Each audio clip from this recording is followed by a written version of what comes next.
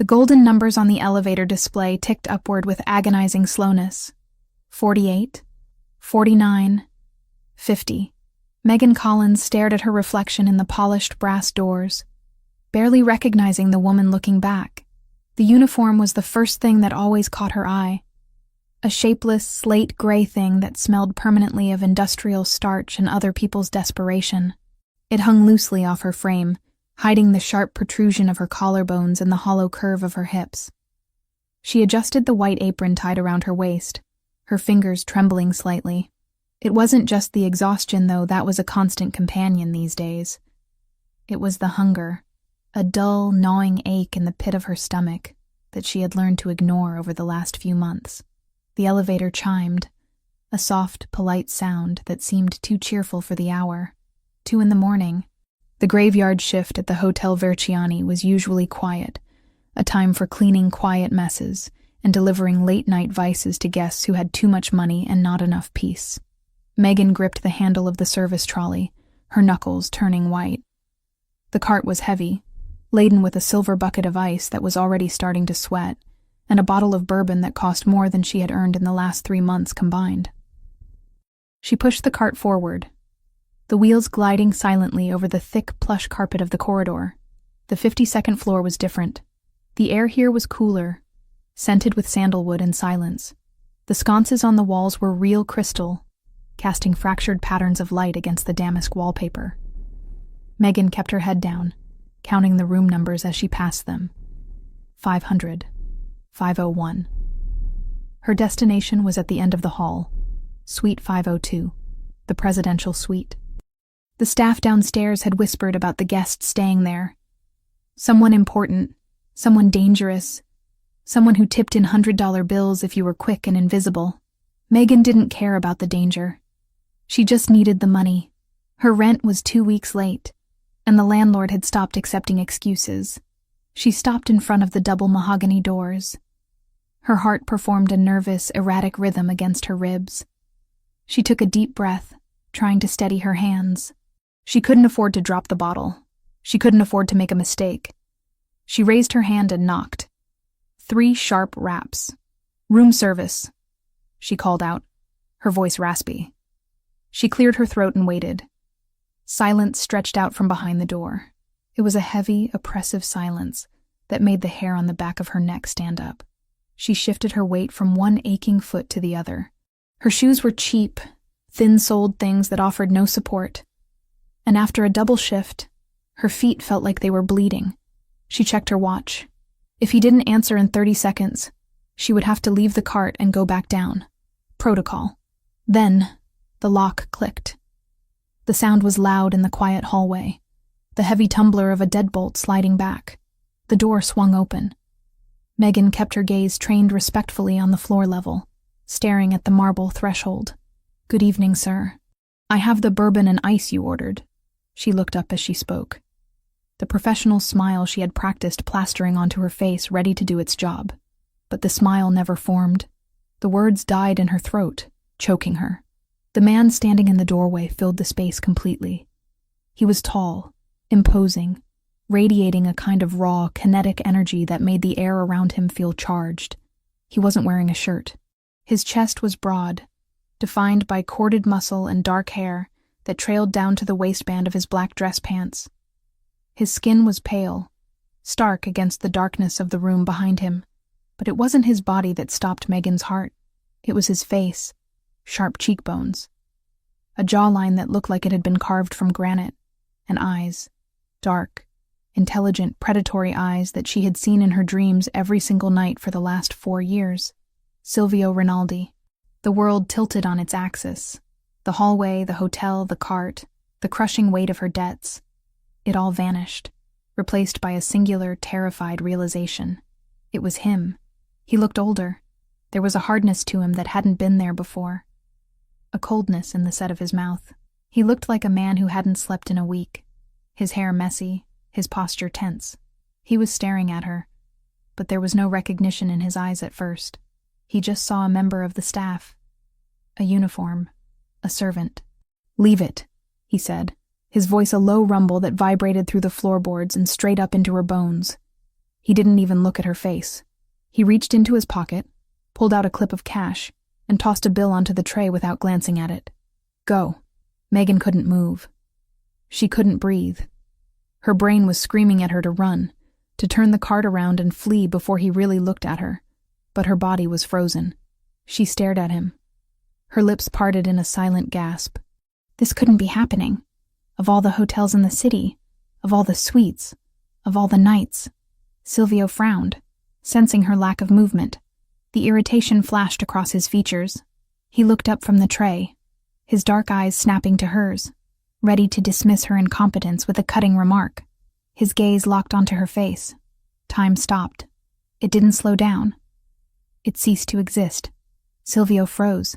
The hand that had thrown the money remained suspended in the air for a fraction of a second, before dropping to his side. His pupils dilated, swallowing the iris until his eyes were black voids. He blinked once, slowly, as if trying to clear a hallucination.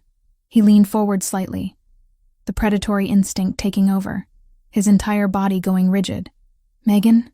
The name was a whisper, a question, and an accusation all at once. The sound of his voice saying her name shattered her paralysis. Panic, cold and sharp, flooded her veins. She took a stumbling step back, dragging the trolley with her. The wheels squeaked, a high-pitched sound of distress. No, she whispered, shaking her head. It was a useless denial. She knew it. He knew it. Silvio took a step forward, crossing the threshold into the hallway. The movement was fluid, dangerous. He ignored the cart completely, stepping around it as if it were a toy. He was looking at her with an intensity that burned. He looked at her face, tracing the features he had once memorized. Then his gaze dropped. He looked at the gray uniform. He looked at the coffee stain on the apron. He looked at her hands. Red, chapped, ringless. He looked at the way the dress hung off her skeletal frame. The color drained from his face. The shock that hit him was visible, a physical blow. He looked from her eyes to her uniform and back again, his expression shifting from confusion to a dawning, horrified comprehension. "What are you wearing?" he asked. His voice was no longer a whisper. It was a growl, low and threatening. "Megan, what is this?" "I have to go," Megan choked out. She released the handle of the cart, backing away. "I have to go. Wrong room. I'm sorry." "Wrong room?" Silvio repeated, his voice rising. He didn't sound angry. He sounded incredulous. He sounded like a man watching a nightmare unfold in real time. You're working here? In this hotel?" "Please," she begged, her voice trembling. Tears stung her eyes, hot and humiliating. She didn't want him to see her like this. Not him. Anyone but him. She had spent 4 years hiding, preserving the last shred of her dignity, letting him believe she was fine, that she was happy. And now, he was seeing the truth. He was seeing the wreckage. "Silvio, please, let me go." "Let you go?" He laughed, a short, dark sound that had no humor in it. "You think I'm going to let you walk away? Look at you." He took another step toward her. Megan flinched. It was an instinctive reaction, born of years of living on the edge, of being afraid of everything. Landlords, bill collectors, shadows. But seeing her flinch broke something in Silvio. He stopped dead, his hands curling into fists at his sides. "You're afraid," he murmured, the realization hitting him hard. "You're afraid of me." "I'm not," she lied, though her voice shook. I have a shift. My manager, he'll fire me if I'm not back. I need this job, Silvio."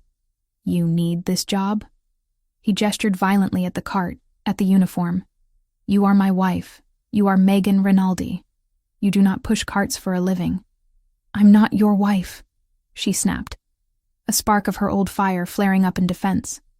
"We divorced 4 years ago. I'm Megan Collins, and I work for a living. Not everyone has your money." "Divorced," he spat the word out. He looked down the hallway. The red light of the security camera blinked silently above them. He knew who watched those feeds. He knew that if the footage of this encounter, the boss of the Rinaldi family cornering a terrified, emaciated maid in a hallway, got out, it would be catastrophic, Not for him, but for her. The Ndrangheta were looking for weaknesses. They were looking for leverage. And she was the ultimate leverage. He couldn't leave her here. He couldn't let her get back on that elevator. He looked at her thin arms, the dark circles under her eyes that spoke of bone-deep exhaustion. She looked like she was one strong wind away from shattering. "Get inside," he ordered. "No." Megan shook her head frantically, backing up until her heels hit the wall of the corridor. "I can't. You don't understand." "I understand that you are shaking," Silvio said, his voice dropping to a terrifyingly calm register. "I understand that you look like you haven't eaten a proper meal in months. I understand that you are standing in a public hallway wearing a maid's uniform, while my enemies are likely drinking in the lobby downstairs." He closed the distance between them. Megan pressed herself against the wall, her breath hitching. He loomed over her, blocking out the light, blocking out the world. He was so close she could smell him, the scent of rain and expensive whiskey and danger. It was a scent that brought a flood of memories she wasn't strong enough to fight. "Silvio," she whispered, a plea for mercy. "Don't." He cut her off. He reached out. He didn't grab her. He didn't use force. He simply wrapped his hand around her wrist. His fingers were long, warm, and calloused. The contact was electric. It sent a shockwave through Megan's body that made her knees weak. It had been 4 years since he had touched her. 4 years of cold, lonely nights. His grip was firm, an anchor in the storm. He felt the delicate bones of her wrist beneath his fingers, felt the frantic, rabbit-fast pulse beating against his thumb. He looked down at her wrist, his expression twisting with a mixture of rage and pain. "You're so thin," he whispered, almost to himself. "God, Megan, what happened to you?" "Life happened," she said, trying to pull her hand back. He didn't let go. "Let me go, Silvio. Please. I can't be here. If I stay, I can't do this again." "You're not going anywhere," he said. "Not down to the basement. Not to clean toilets. Not to serve drinks to men who aren't fit to breathe the same air as you. It's honest work," she defended, tears finally spilling over. "I'm not ashamed of it. I am," he said brutally. "I am ashamed that I let this happen, that I didn't know." The elevator dinged again down the hall. Someone was coming. Silvio's head snapped up, his eyes narrowed. He wasn't going to let anyone see her, not like this. He shifted his body, shielding her from view, creating a wall between her and the rest of the world. "We are finishing this inside," he stated. "I can't go in there with you," Megan cried softly. "It's against the rules. They'll fire me." "Let them," Silvio snarled. "I'll buy this damn hotel and burn it to the ground if they look at you wrong. Now move." He pulled her. It wasn't a request. It was a physical command. He tugged her away from the wall, guiding her toward the open door of the suite. Megan stumbled, her feet tangling in the oversized hem of her dress. She gripped his forearm to steady herself, her fingers digging into his bare skin. The muscle beneath was hard as iron. She looked at the open door. It looked like a mouth waiting to swallow her whole. She knew that if she crossed that threshold, her life as Megan Collins, the invisible maid, was over.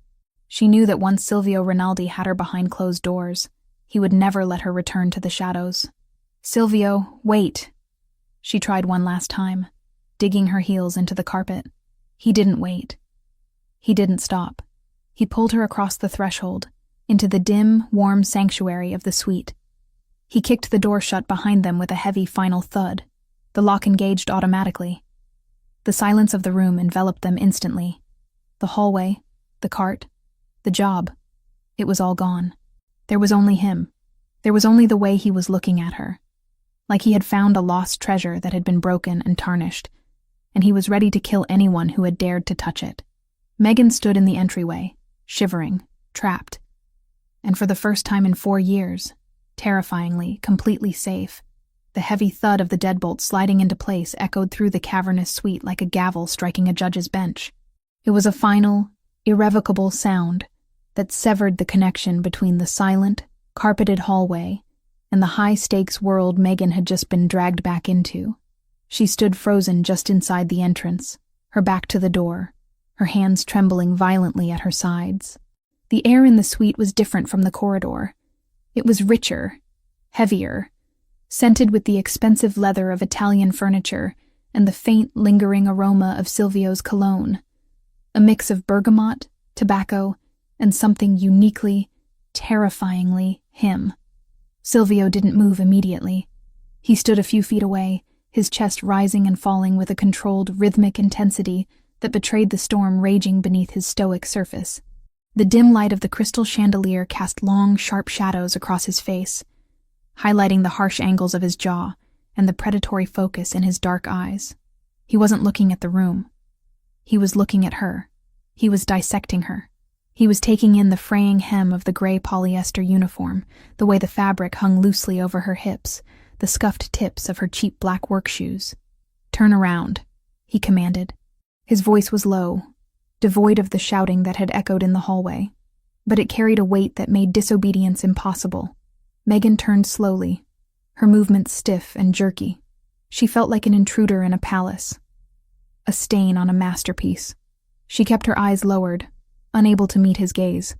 The shame was a physical thing, a hot, suffocating blanket that wrapped around her throat. She had spent 4 years building a wall between herself and this life, telling herself that she was better off poor and free than rich and endangered. But standing here now, shivering from a combination of air conditioning and adrenaline withdrawal, she didn't feel free. She felt broken. "Look at me," Silvio said. She forced her chin up, her hazel eyes locked with his obsidian ones. The intensity of his stare almost made her knees buckle. He wasn't looking at her with disgust, as she had feared. He was looking at her with a profound, terrifying confusion that was slowly hardening into fury. "You are shaking," he observed, stepping closer. The heat radiating from his bare chest was palpable, a furnace against the chill that had settled into her bones. Is it fear? Or is it hunger? Megan opened her mouth to lie, to say she was fine, but the truth was too heavy to hold back. "Both," she whispered. Silvio flinched as if she had struck him.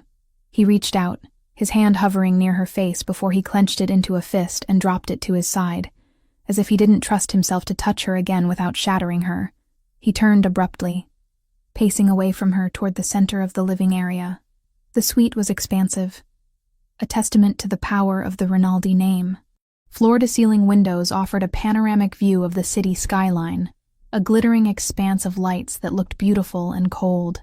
"Sit," he barked, gesturing to a velvet armchair near the unlit fireplace. Megan didn't argue. Her legs were vibrating with exhaustion. She walked over to the chair and sank into it. The velvet was soft, impossibly soft, a stark contrast to the hard plastic chairs in the employee break room in the basement. She wrapped her arms around her waist, trying to hold herself together. Silvio stopped pacing and turned to face her. He ran a hand through his dark hair, disrupting the severe style, making him look wilder, more dangerous. "We are going to talk," he stated. "And you are going to tell me the truth. No more lies. No more running." "I wasn't running," Megan said, her voice gaining a fraction of strength. "I was working.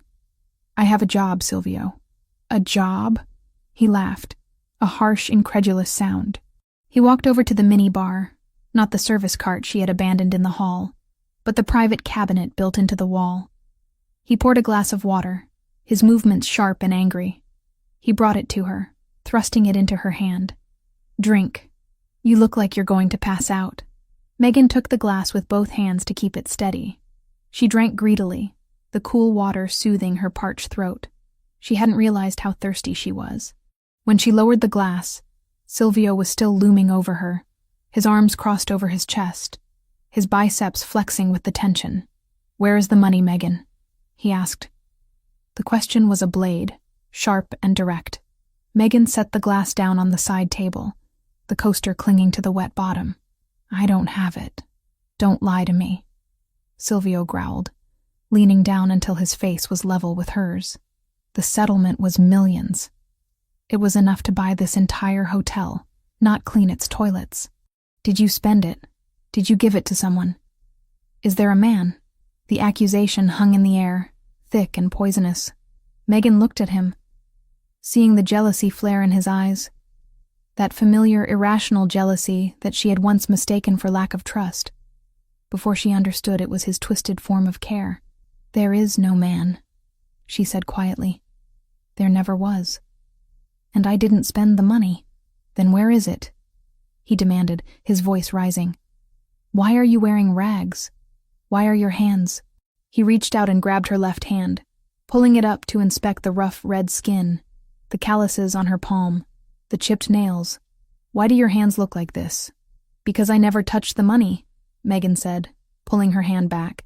"I never signed the access papers for the account you set up. I left it all there. Every cent." Silvio stared at her, stunned. He straightened up, looking at her as if she were speaking a foreign language. "You walked away with nothing?" "I walked away with my life," she corrected him. "I didn't want your money, Silvio. I wanted out. I wanted to be safe. I thought if I didn't take anything, I wouldn't owe you anything. I thought it would make the break clean." Clean. He looked around the opulent room, then back at her emaciated form. "You call this clean? You are starving, Megan. You are destroying yourself to prove a point? What kind of pride is this?" "It wasn't pride," Megan cried out, the dam finally breaking. "It was survival, and then Mom got sick." The room went silent. Silvio's expression shifted instantly. The anger didn't disappear, but it changed, morphing into a sharp alertness. He remembered her mother.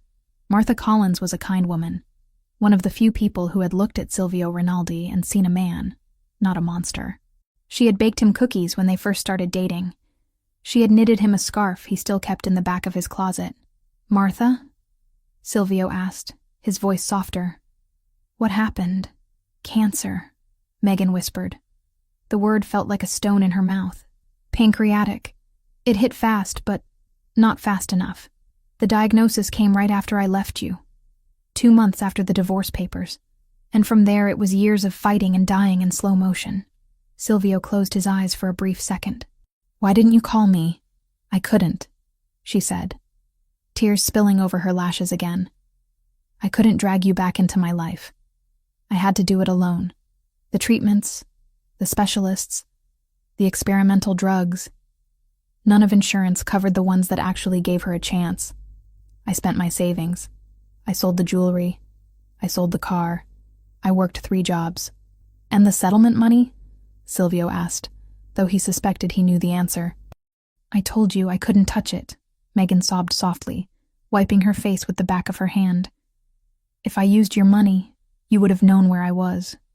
You would have come. And I couldn't let you come back. Not then." Silvio stood still, processing the timeline. While he had been tearing apart his office in fits of rage, thinking she was sipping champagne on a beach in the south of France, laughing at him, she had been sitting in hospital waiting rooms, watching her mother fade away, counting pennies for a cafeteria sandwich. The guilt hit him like a physical blow to the gut. It was a nausea that churned in his stomach. "Where is she now?" Silvio asked, though the hollowness in Megan's eyes gave him the answer before she spoke. "Is she at Mount Sinai or Presbyterian? I will have her moved to a private clinic tonight. I will fly in specialists from Zurich." Megan shook her head slowly. The movement was full of a crushing, final defeat. "She's gone, Silvio," she whispered. "She died 3 months ago." Silvio felt the air leave the room. He looked at Megan, really looked at her, and saw the shadow of grief that lay over her like a shroud. He saw the way her shoulders slumped, not just from the weight of the serving tray, but from the weight of the coffin she had likely carried alone. 3 months, he repeated hollowly. "The debts didn't die with her," Megan continued, her voice devoid of emotion now, just stating facts. "The hospital bills are astronomical. I owe more than I can make in a lifetime. That's why I'm here. That's why I take the double shifts. That's why I need this job. I'm just trying to keep the collectors away. I'm just trying to breathe." Silvio turned away from her. He walked to the window and placed his hands against the cold glass, looking out at the city he ruled. He owned half the buildings in this skyline. He moved millions of dollars with a single phone call. And while he played king, His wife, because in his heart she had never stopped being his wife, had been drowning. She had been living a nightmare of slow agony, alone. He clenched his fists so hard against the glass that the knuckles turned white. He hated himself in that moment. He hated his pride. He hated the silence he had allowed to stretch between them. But more than anything, he hated the universe for testing her so brutally. He turned back to her.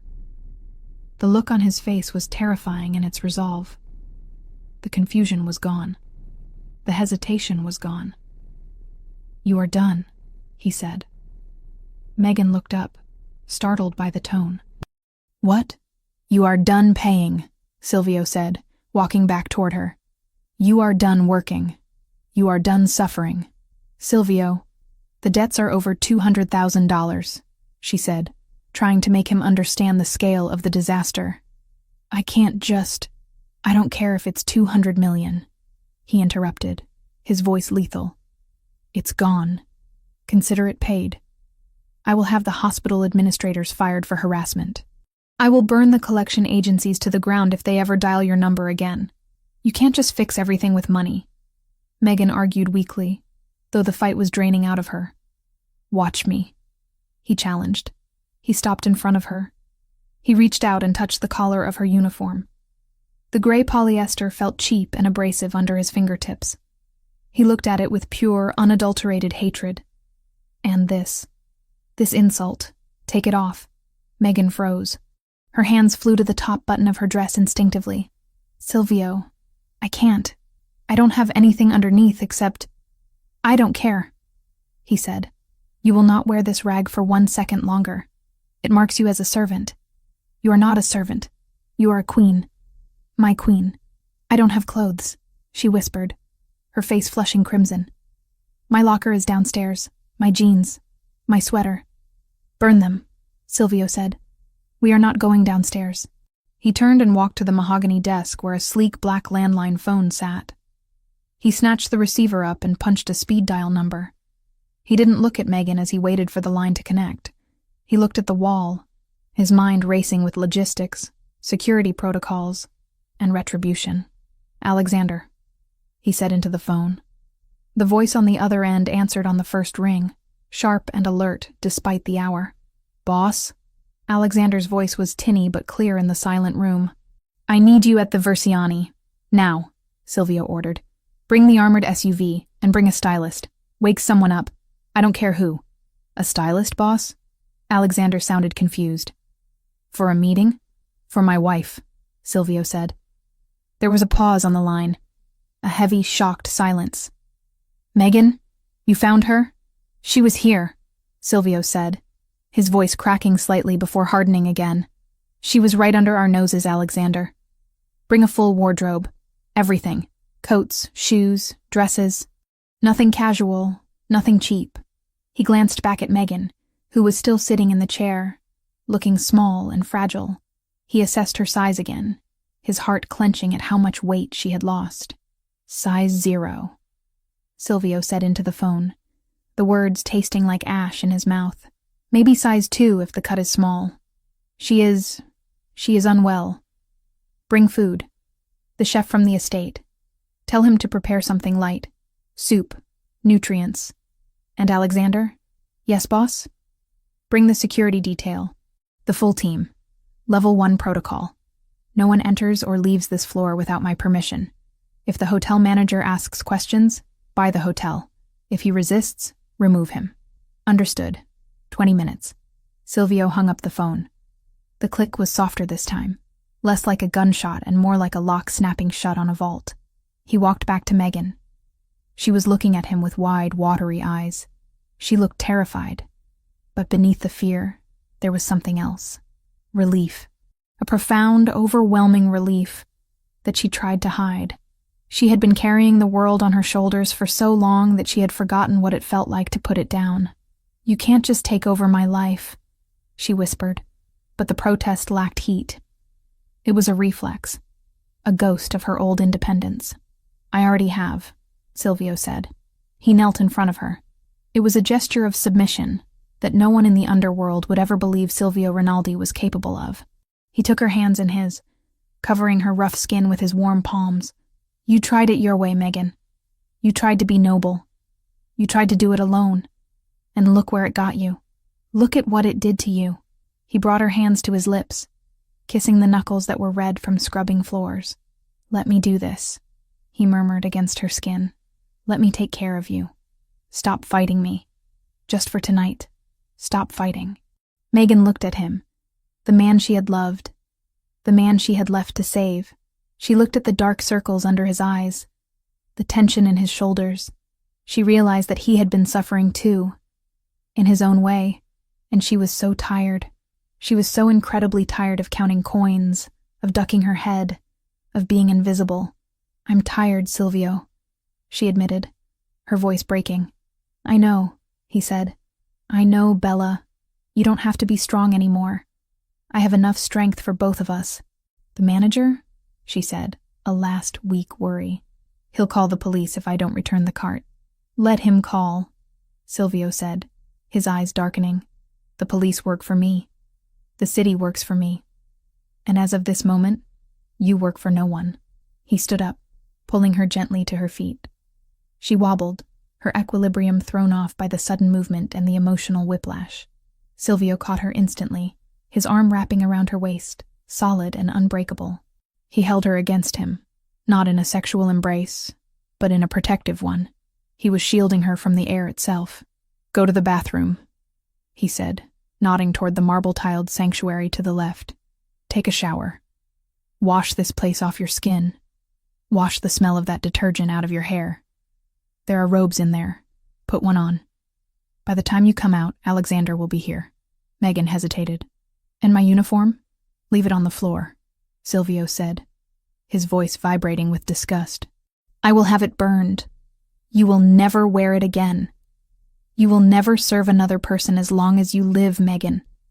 That life is dead. You hear me? It is dead. Megan looked at the door to the bathroom, then back at the door to the hallway. She knew that walking into that bathroom was a surrender. It was accepting that she was no longer Megan Collins, the struggling maid. She was returning to the cage. But looking at Silvio, seeing the raw pain and fierce determination in his eyes, she realized it wasn't a cage.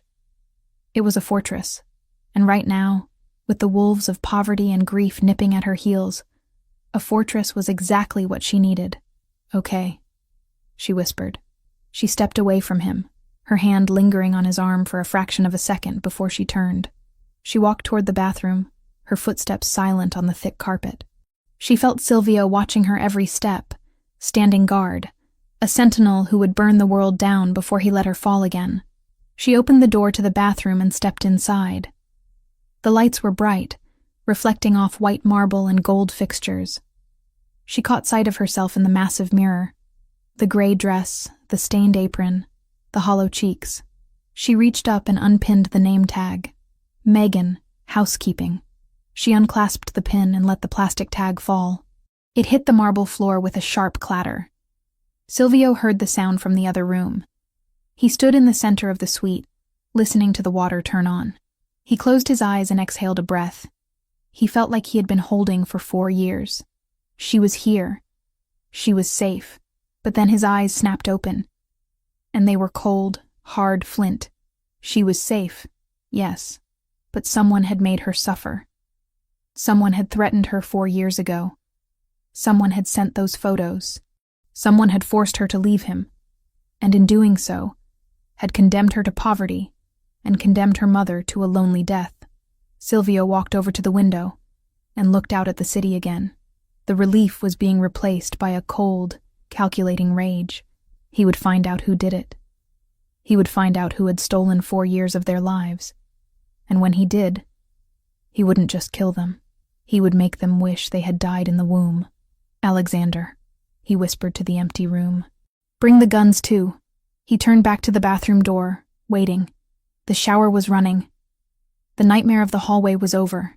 The war for the future had just begun. The armored SUV hummed with a low, vibrating power as it cut through the city streets. A mobile fortress designed to repel bullets, bombs, and the outside world. Inside, the silence was absolute. save for the rhythmic thrum of the tires against the asphalt. Megan sat in the back seat, her body rigid, wrapped in a cashmere coat that Alexander had brought, a coat that cost more than the total earnings of her last 3 years. It was soft, impossibly warm, and smelled faintly of the cedar closet in the Rinaldi estate, a scent that triggered a cascade of memories she wasn't ready to face. Silvio sat beside her. He didn't touch her, but his presence was a physical weight, a gravitational pull that she had to actively resist. He was on his phone, typing furiously, his thumb moving across the screen with lethal precision. He wasn't just sending texts, he was moving armies.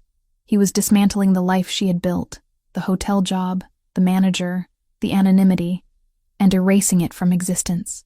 Every few seconds he would glance at her, his dark eyes scanning her profile, checking to see if she was still there, as if he expected her to dissolve into mist. "Alexander," Silvio said, his voice breaking the silence. "ETA. 3 minutes, boss," Alexander replied from the driver's seat. His eyes met Megan's in the rearview mirror.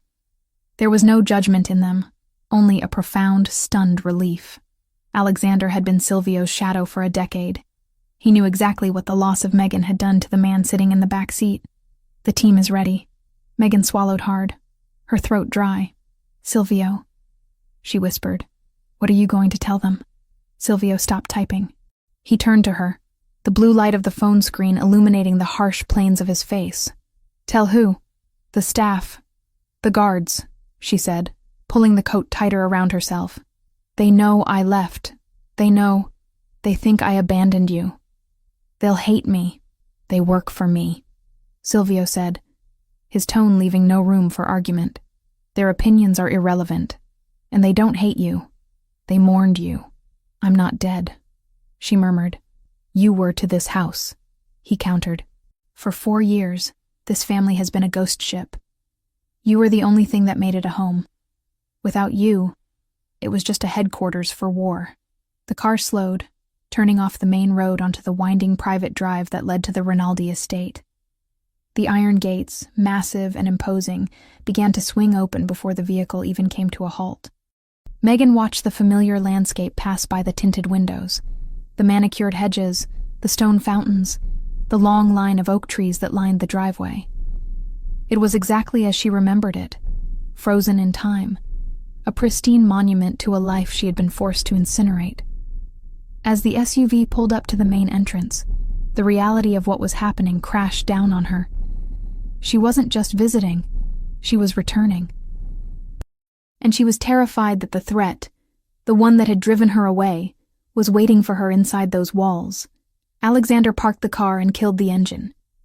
Before Megan could reach for the door handle, Silvio was already outside. He opened her door, offering his hand. The gesture was courtly, old-fashioned, and completely at odds with the violence she knew he was capable of. She looked at his hand. Large, scarred on the knuckles, steady as a rock. She placed her trembling fingers in his palm. He pulled her out, but he didn't let go. He tucked her hand into the crook of his arm, anchoring her to him. Steps clicked against the stone pavement.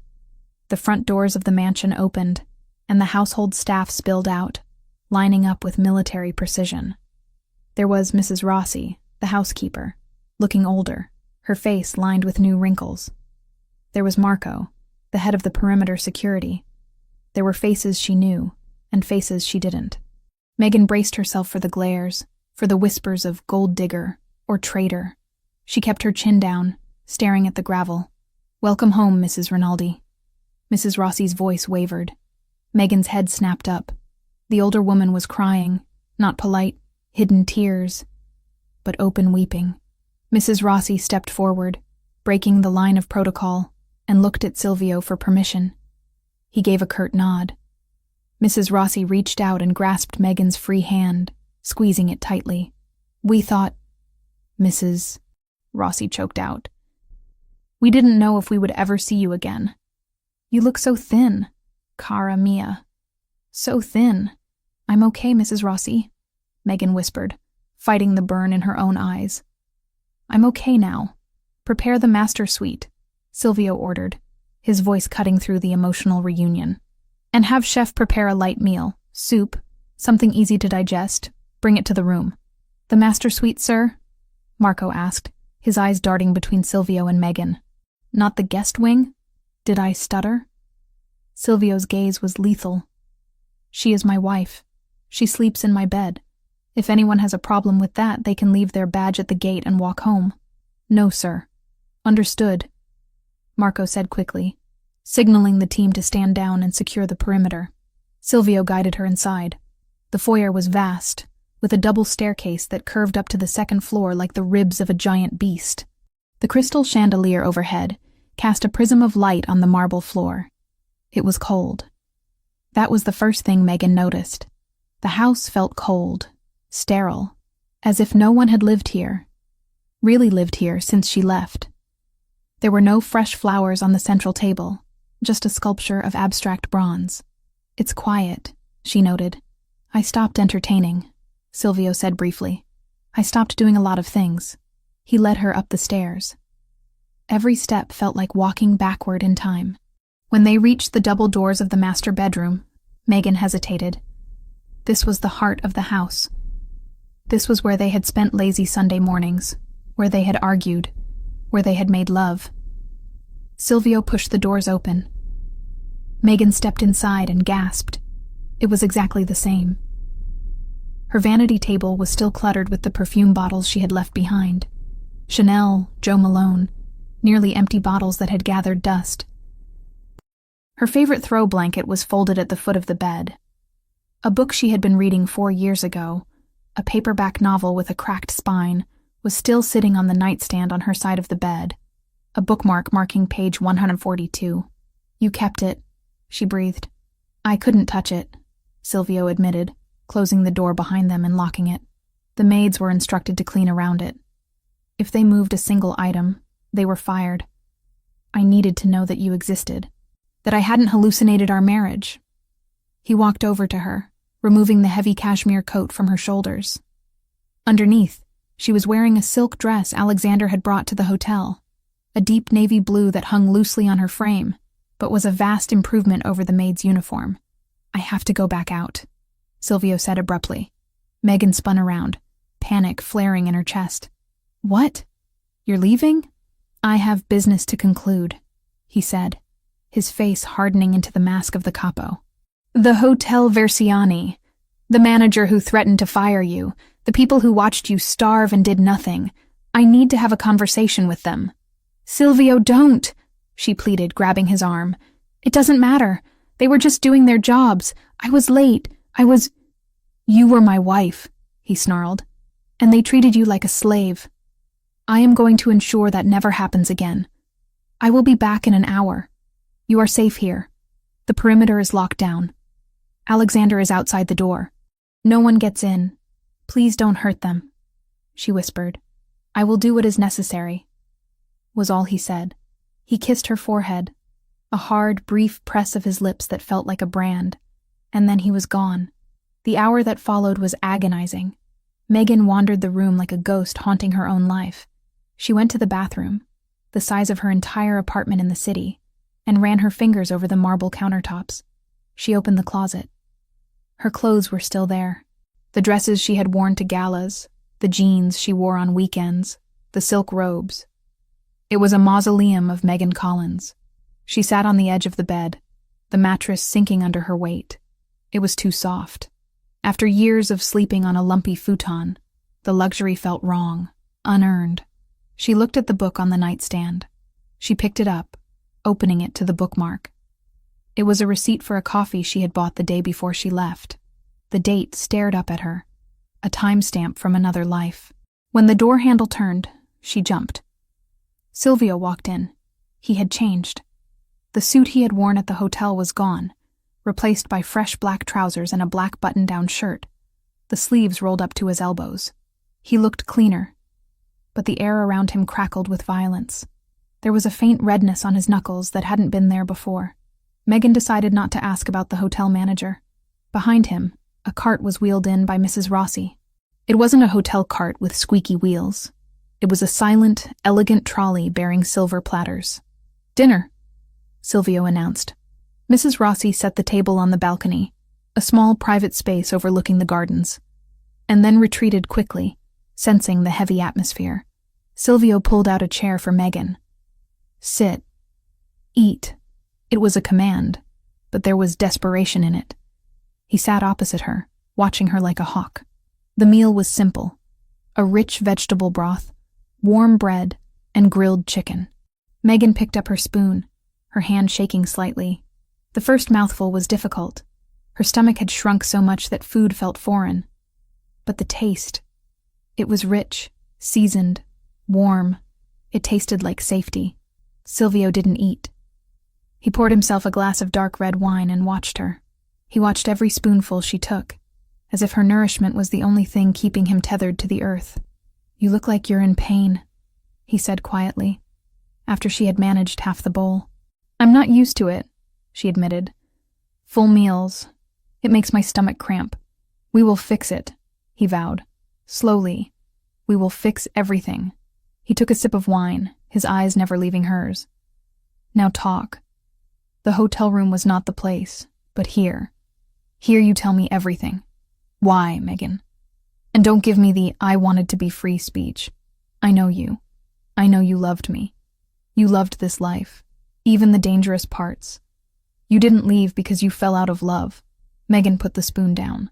The metal clinked against the china, a sharp sound in the night air. She looked out at the dark garden. The wind was picking up, rustling the leaves of the oaks. "I didn't leave because I wanted to," she said, her voice barely a whisper. "I left because I had to choose." "Choose between what?" Silvio leaned forward, his intensity spiking. "Me and your mother? Between you and your life," she said, turning her gaze back to him. "Silvio, do you remember the week before I left? The gala at the Museum of History?" "I remember," he nodded. "You were nervous. You said you had a headache and wanted to leave early." "I didn't have a headache," she said. "I had a note. Someone slipped it into my purse while I was in the powder room." Silvio went still. "What did it say?" Megan reached for the water glass, needing to moisten her throat. The memory was 4 years old, but it still made her heart race with the same terror she had felt that night. It was a photo, a Polaroid. It was taken from a distance, through a scope. It was a picture of you, Silvio. You were standing on the balcony of your office, and there was a red laser dot right in the center of your forehead. Silvio's jaw tightened, a muscle feathering in his cheek. "A threat. People threaten me every day, Megan. It's part of the job. Not like this," she insisted. The note on the back, it didn't ask for money. It didn't ask for territory. It said, "She is the weakness. As long as she stays, he is a target. Leave him, and he lives. Stay, and we pull the trigger." Silvio slammed his hand down on the table. The silverware rattled. "And you believed them? You didn't bring this to me? I have an army, Megan. I have the best security in the world. You can't stop a bullet you don't see," she cried out, her voice rising to match his. "They knew everything, Silvio.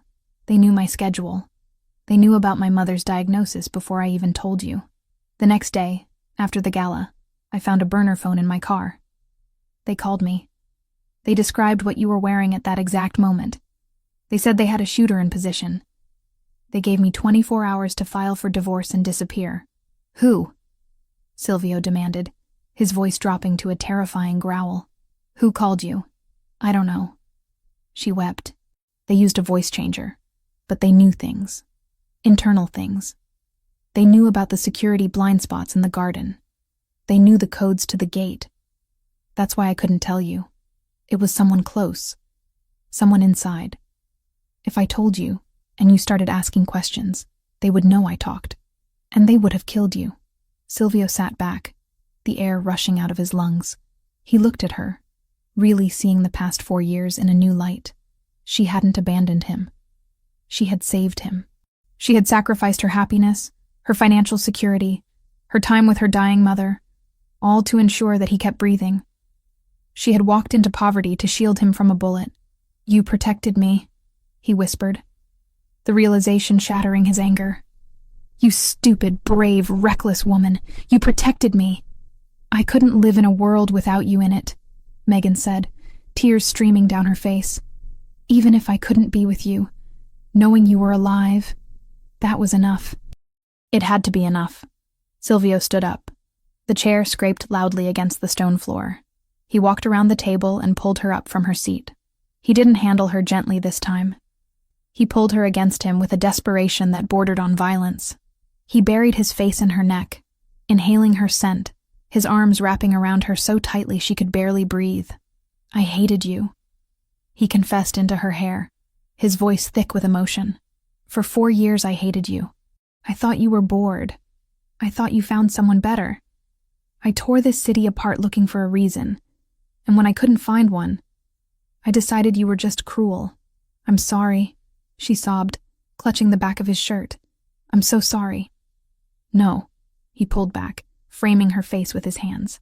His thumbs wiped away the tears, his touch frantic. Do not apologize. You saved my life. But you paid too high a price. Look at you.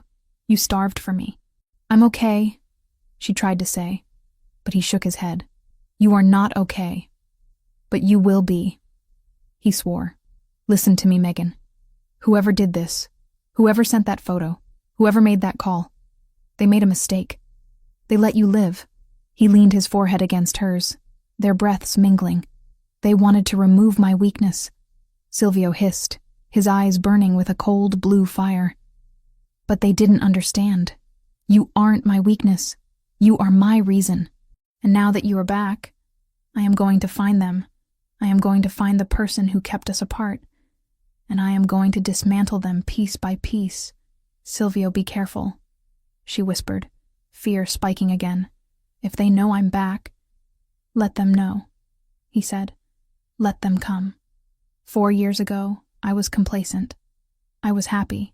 Now I am angry, and I have you back. I will burn the entire world to keep you safe this time.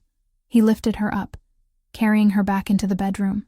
He laid her on the bed on top of the covers. He didn't try to undress her further. He didn't try to initiate sex. That bridge was still too far. There was too much trauma, too much physical weakness in her body. Instead, he lay down beside her, fully clothed. He pulled her into his chest, wrapping his legs around hers, caging her in. Sleep, he commanded, his hand stroking her hair. A rhythmic, soothing motion. I am not leaving this room. I am not closing my eyes. Watch me. I will be here when you wake up. Megan rested her head on his shoulder. The steady thud of his heart was the only sound in the room. The fear was still there, a cold shadow in the corner of her mind. But for the first time in years, she wasn't facing it alone. She closed her eyes, and the darkness didn't feel so empty. Silvio watched her breathing even out as she drifted into exhaustion. He stared at the ceiling, his mind working through the list of suspects. Internal codes, blind spots. It was someone close, someone he trusted. He thought of Nicholas, his accountant, the man who had handled the divorce papers with such efficiency. He thought of the Ndrangheta truce that had been so convenient. His arm tightened around Megan. She had saved him from a bullet, but she had walked into a crossfire to do it. Now, he would be the shield, and God help the person who had put those tears in her eyes. The burgundy silk pooled around Megan's feet like a spilled glass of vintage wine, rich and dark against the cream-colored carpet of the master suite. She stood before the floor-length mirror, her breath catching in her throat as she smoothed the fabric over her hips. The dress was a masterpiece of construction, designed to conceal how much weight she had lost, while highlighting the elegance of her frame. It had long sleeves that hid her thin arms, a high neck that spoke of modesty, and a back that plunged dangerously low, exposing the pale curve of her spine. It was the color of blood, of power, of the very thing Silvio ruled. Mrs. Rossi stood behind her, her hands fluttering nervously as she adjusted the hem. "It fits perfectly, Signora," the housekeeper whispered, though her eyes were sad as they traced the sharpness of Megan's shoulder blades. "You look regal." Megan stared at her reflection. She didn't see a queen. She saw a fraud. She saw the woman who, just 72 hours ago, had been scrubbing grout in a hotel bathroom for minimum wage. The makeup artist had done a miraculous job concealing the dark circles under her eyes, and the hairdresser had swept her brunette locks into an intricate chignon that added height and sophistication. But inside, she was still shaking. She was still the woman who flinched when doors slammed. "Leave us," a deep voice commanded from the doorway. Mrs. Rossi bobbed a quick curtsy and hurried out, closing the heavy double doors with a soft click.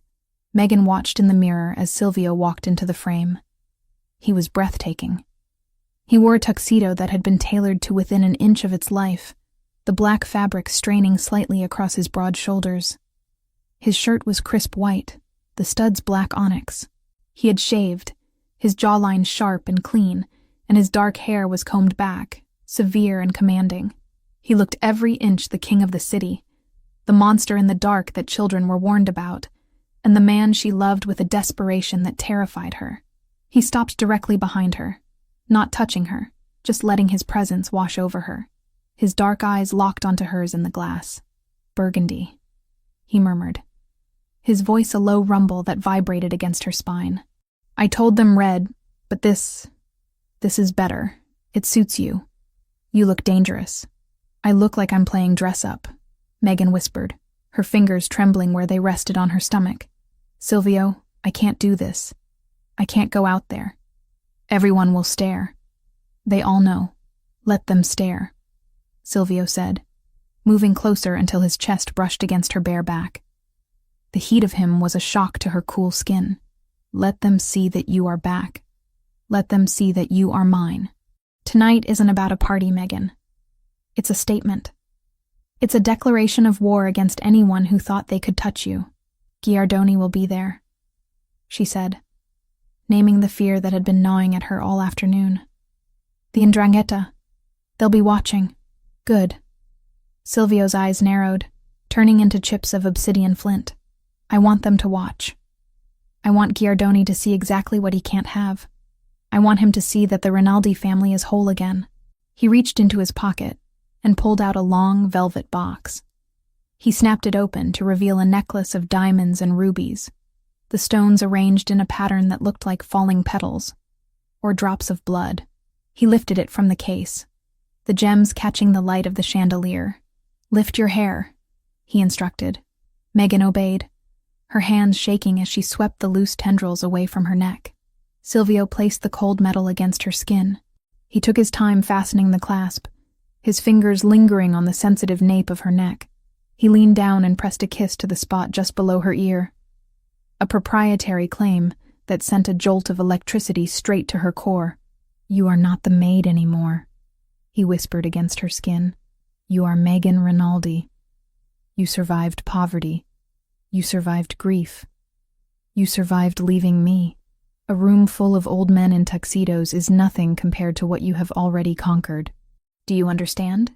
Megan lowered her hands, letting the weight of the diamonds settle against her collarbones. She looked at herself again, with Silvio standing behind her, his dark form framing hers. She didn't look frail. She looked protected. She looked part of a unit that could burn the world down. "I understand," she lied, forcing strength into her voice. "Good." Silvio stepped back, offering his arm. "Then let's go show them what they're up against." The drive to the gala was silent, the armored SUV cutting through the rainy streets like a shark through dark water. Alexander drove with his usual stoic precision, his eyes constantly scanning the mirrors. Beside her, Silvio held her hand, his thumb tracing the knuckles he had kissed the night she returned. He didn't speak, but the tension radiating off him was palpable. He was coiled, ready to strike, his body a loaded weapon. The gala was being held at the Metropolitan Museum of Art, a venue that screamed old money and legitimate power, a mask the underworld loved to wear. As the car pulled up to the red carpet, the flashbulbs of the paparazzi erupted like a strobing lightning storm. "Stay close to me," Silvio murmured as the door opened. "Don't look down. Look through them." Megan stepped out into the chaos. The cold air bit at her skin, but she barely felt it. She was instantly blinded by the lights, deafened by the shouts of photographers. But then Silvio was there, a solid wall of black wool and heat. He placed a hand on the small of her back, not guiding her, but anchoring her. They moved together, a single entity. They ascended the massive stone steps. As they reached the top and entered the great hall, the noise of the outside world was cut off, replaced by the murmur of a string quartet and the low hum of hundreds of conversations. And then, silence. It started at the entrance and rippled outward like a wave. Heads turned. Drinks paused halfway to mouths. The conversations died out until the massive hall was filled with a thick, suffocating quiet. Every eye was on them. Megan felt the urge to shrink, to fold in on herself and disappear as she had done for 4 years. But Silvio's hand on her back tightened imperceptibly. A silent command. Stand tall. She lifted her chin. She let her gaze sweep over the room, the women in their pastel gowns, the men in their identical suits, the predators and the prey. She saw the shock on their faces. They had heard rumors, of course. Whispers that the Rinaldi wife had returned, that she had been found destitute. They were looking for bruises, for signs of weakness, for the cracks in the porcelain. Silvio walked her into the center of the room. He nodded to a few allies, men who bowed their heads in deep respect. But he didn't stop until they were at the heart of the gathering. It was a power move. He was placing her in the center of the board. Champagne? A waiter appeared, his hand trembling slightly as he offered a tray. Silvio took 2 flutes. He handed one to Megan. Sip it, he advised quietly. Don't drink it. You need your wits. Well, well, a voice grated from behind them, oily and thick with a heavy Calabrian accent. I heard the dead had risen, but I didn't expect the corpse to look so polished. Megan froze. She knew that voice. She turned slowly, Silvio turning with her, his body shifting to shield her partially. Standing there was Franco Giardoni, the head of the 'Ndrangheta faction in the city. He was a short, thick-set man with a face that looked like it had been punched one too many times, and a suit that was too shiny to be tasteful. He was holding a scotch, his eyes raking over Megan with a mixture of lust and contempt. Giardoni, Silvio said, his voice flat. I see they let anyone in these days. I thought this event had a dress code. Giardoni laughed, a wet, wheezing sound. Always with the jokes, Rinaldi, but I wasn't talking to you. I was talking to the little lady. He took a step closer, ignoring the lethal warning in Silvio's stance. Megan. It is Megan, right? Or do you go by a different name now? I heard you were going by... What was it? Hey, you? Housekeeping? The insult landed with the precision of a slap. The people nearby, who had been pretending not to listen, went deathly still. This was it. The 'Ndrangheta was testing the waters, poking the bear to see if it still had claws. Silvio's hand left Megan's back. He was about to move. He was about to tear Giardoni's throat out right there in front of the city's elite. Megan saw the violence in his eyes, the way his shoulders bunched. If he attacked Giardoni here, the truce would shatter instantly, and the police commissioner standing 10 feet away would have to act. It was a trap. Giardoni wanted Silvio to lose control. Megan placed a hand on Silvio's chest. It was a light touch, but it stopped him. She stepped forward, moving out of Silvio's shadow. She smoothed the burgundy silk of her dress, her movements deliberate and calm. She looked Giardoni up and down, her expression one of mild amusement, as if he were a stain on the carpet she would have to scrub later. Mr. Giardoni, she said, her voice clear and carrying effortlessly through the silent circle that had formed around them. I didn't realize you followed my career so closely. It's flattering, really. Giardoni smirked, thinking he had won. Career? Is that what we call scrubbing toilets now? Tell me, murmured Bella. What's the going rate for a Rinaldi these days? Do you take tips? A gasp went through the crowd. Silvio flinched, his breath hissing through his teeth, but Megan held her ground. She didn't blink. She didn't look away. She smiled, and it was a smile she had learned from Silvio. Cold, sharp, and terrifying. I learned a lot pushing a cart, Franco, she said, using his first name with deliberate disrespect. I learned that dirt is honest. It doesn't pretend to be anything else. But you... She took a sip of her champagne, eyeing him over the rim of the glass. You stand here in a tuxedo that costs $5,000, drinking scotch you can't pronounce, pretending you belong in a museum. But we both know the truth. She took a step closer to him, invading his personal space, forcing him to look up at her because of her heels. Some people clean the trash, Megan whispered, loud enough for the inner circle to hear. And some people are the trash. No amount of money will ever scrub the stench off you, Franco. You smell like a desperate second best. Giardoni's face turned a mottled purple. The smirk vanished, replaced by pure, unadulterated rage. He opened his mouth to retort, to shout, to do something, but the damage was done. A ripple of laughter started somewhere in the crowd, a nervous, shocked titter that quickly spread. Megan hadn't just insulted him. She had dismissed him. She had treated him like a rude guest in her home. Silvio stepped up beside her again. He wasn't angry anymore. He was beaming. It was a dark, dangerous pride that radiated off him like heat from a sun. He wrapped his arm around her waist, pulling her flush against him. I think you're done here, Giardoni, Silvio said softly. Unless you want to ask my wife for cleaning tips. I hear she's excellent at disposing of garbage. Giardoni glared at them, his hands shaking with the effort not to draw the gun he undoubtedly had tucked under his jacket. He looked around the room and saw that he had lost. The crowd was with the Rinaldis. The narrative had shifted. Megan wasn't the fallen victim.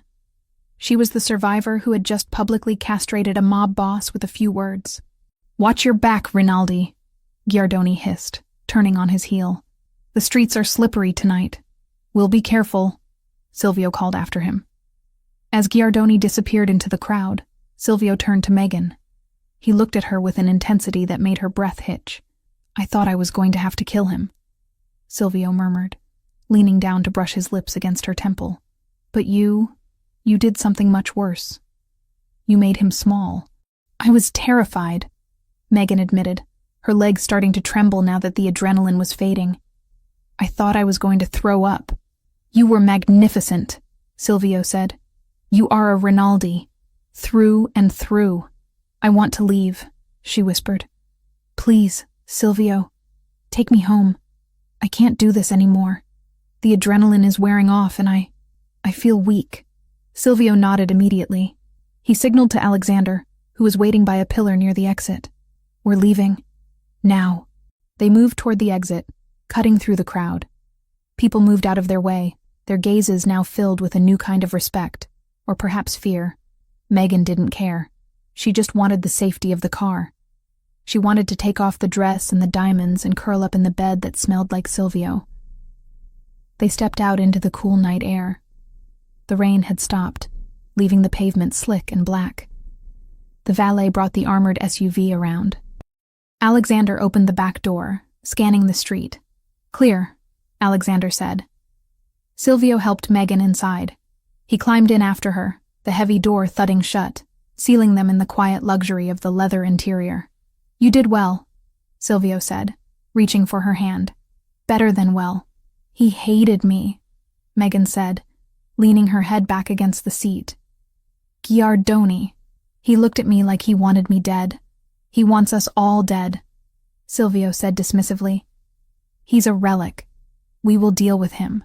The car pulled away from the curb, merging into the late-night traffic. Megan closed her eyes, letting the motion of the car soothe her. She felt Silvio's thumb rubbing circles on the back of her hand. For the first time in hours, she allowed herself to relax. They turned onto a quieter street, a shortcut that led toward the highway back to the estate. It was a route they rarely took, chosen by Alexander to avoid the paparazzi traffic. The explosion didn't sound like a bang. It felt like a punch. The world went white. The SUV shuddered violently, lifting off the ground for a terrifying second before slamming back down onto its suspension. The sound of screeching metal tore through the air. Megan was thrown sideways, her head slamming against the padded leather of the door. Get down, Silvio roared. He was on top of her instantly, his heavy body covering hers, pinning her to the seat. Another impact hit the side of the car. Bullets. The rhythmic, terrifying thwack, thwack, thwack of automatic fire hammering against the reinforced glass. The window beside Megan's head spiderwebbed into a million opaque fractures but held. "Alexander!" Silvio shouted. "Tires are blown!" Alexander yelled back, his voice strained as he fought the steering wheel. The car was fishtailing wildly, the rims grinding sparks against the asphalt. "They hit the front axle. We're sitting ducks." The car spun, slamming into a parked van with a bone-jarring crash that threw them forward. Silvio took the brunt of the impact, his shoulder hitting the front seat, but he didn't let go of Megan. He kept her head tucked into his chest, shielding her with his own flesh and bone. "Are you hit?" he demanded, grabbing her face, his eyes wild as he scanned her for blood. "No," Megan gasped, her ears ringing. "I'm okay." "Silvio, what is happening?" "Ambush," he snarled. He reached under his tuxedo jacket and pulled out a handgun, a sleek black weapon she hadn't even known he was carrying. "Stay down. Do not lift your head. Do not look out the window." The firing stopped for a second, replaced by the sound of engines revving. "Motorcycles. They're circling," Alexander reported, drawing his own weapon. 4 bogies, maybe 5. Silvio looked at the spider-webbed window. The glass was holding, but it wouldn't hold forever. He looked at Megan. She was curled in a ball on the floor of the car, the burgundy dress ruined, her eyes wide with terror. But she wasn't screaming. She was waiting for instructions. "Listen to me," Silvio said, his voice deadly calm amidst the chaos. "The glass is rated for assault rifles. They can't get in unless they blow the doors. Alexander is going to keep moving. I need you to stay on the floor. Can you do that?" "Yes," Megan whispered. Silvio looked out the front windshield. He saw the setup. It wasn't just a random hit. They had been waiting. They knew exactly which street Alexander would take. They knew the exact moment to detonate the IED to take out the tires. "This wasn't Giardoni acting alone," Silvio said, his voice cold as ice. "He knew the route." "Alexander, who knew the route?" "Only the inner circle, boss," Alexander said, his face pale as he punched the accelerator, forcing the crippled SUV to grind forward on its rims. "Me, you, Marco, and..." He trailed off. "And Nicholas." Silvio finished the sentence, the name tasting like bile. Nicholas, the accountant. The man who managed the logistics. Another volley of bullets hit the back of the car, sounding like hail on a tin roof. "We have a leak," Silvio said, checking the magazine of his gun. He looked down at Megan, his expression shifting from rage to fierce protection. "And they just made the last mistake of their lives." He racked the slide of the gun. "Hold on," Silvio commanded. "We are going to push through." Megan squeezed her eyes shut, listening to the grinding metal and the gunfire, feeling the heat of Silvio's body shielding her. The gala, the dress, the victory, it all felt a million miles away. This was the reality of being Mrs. Rinaldi. This was the life she had chosen to return to.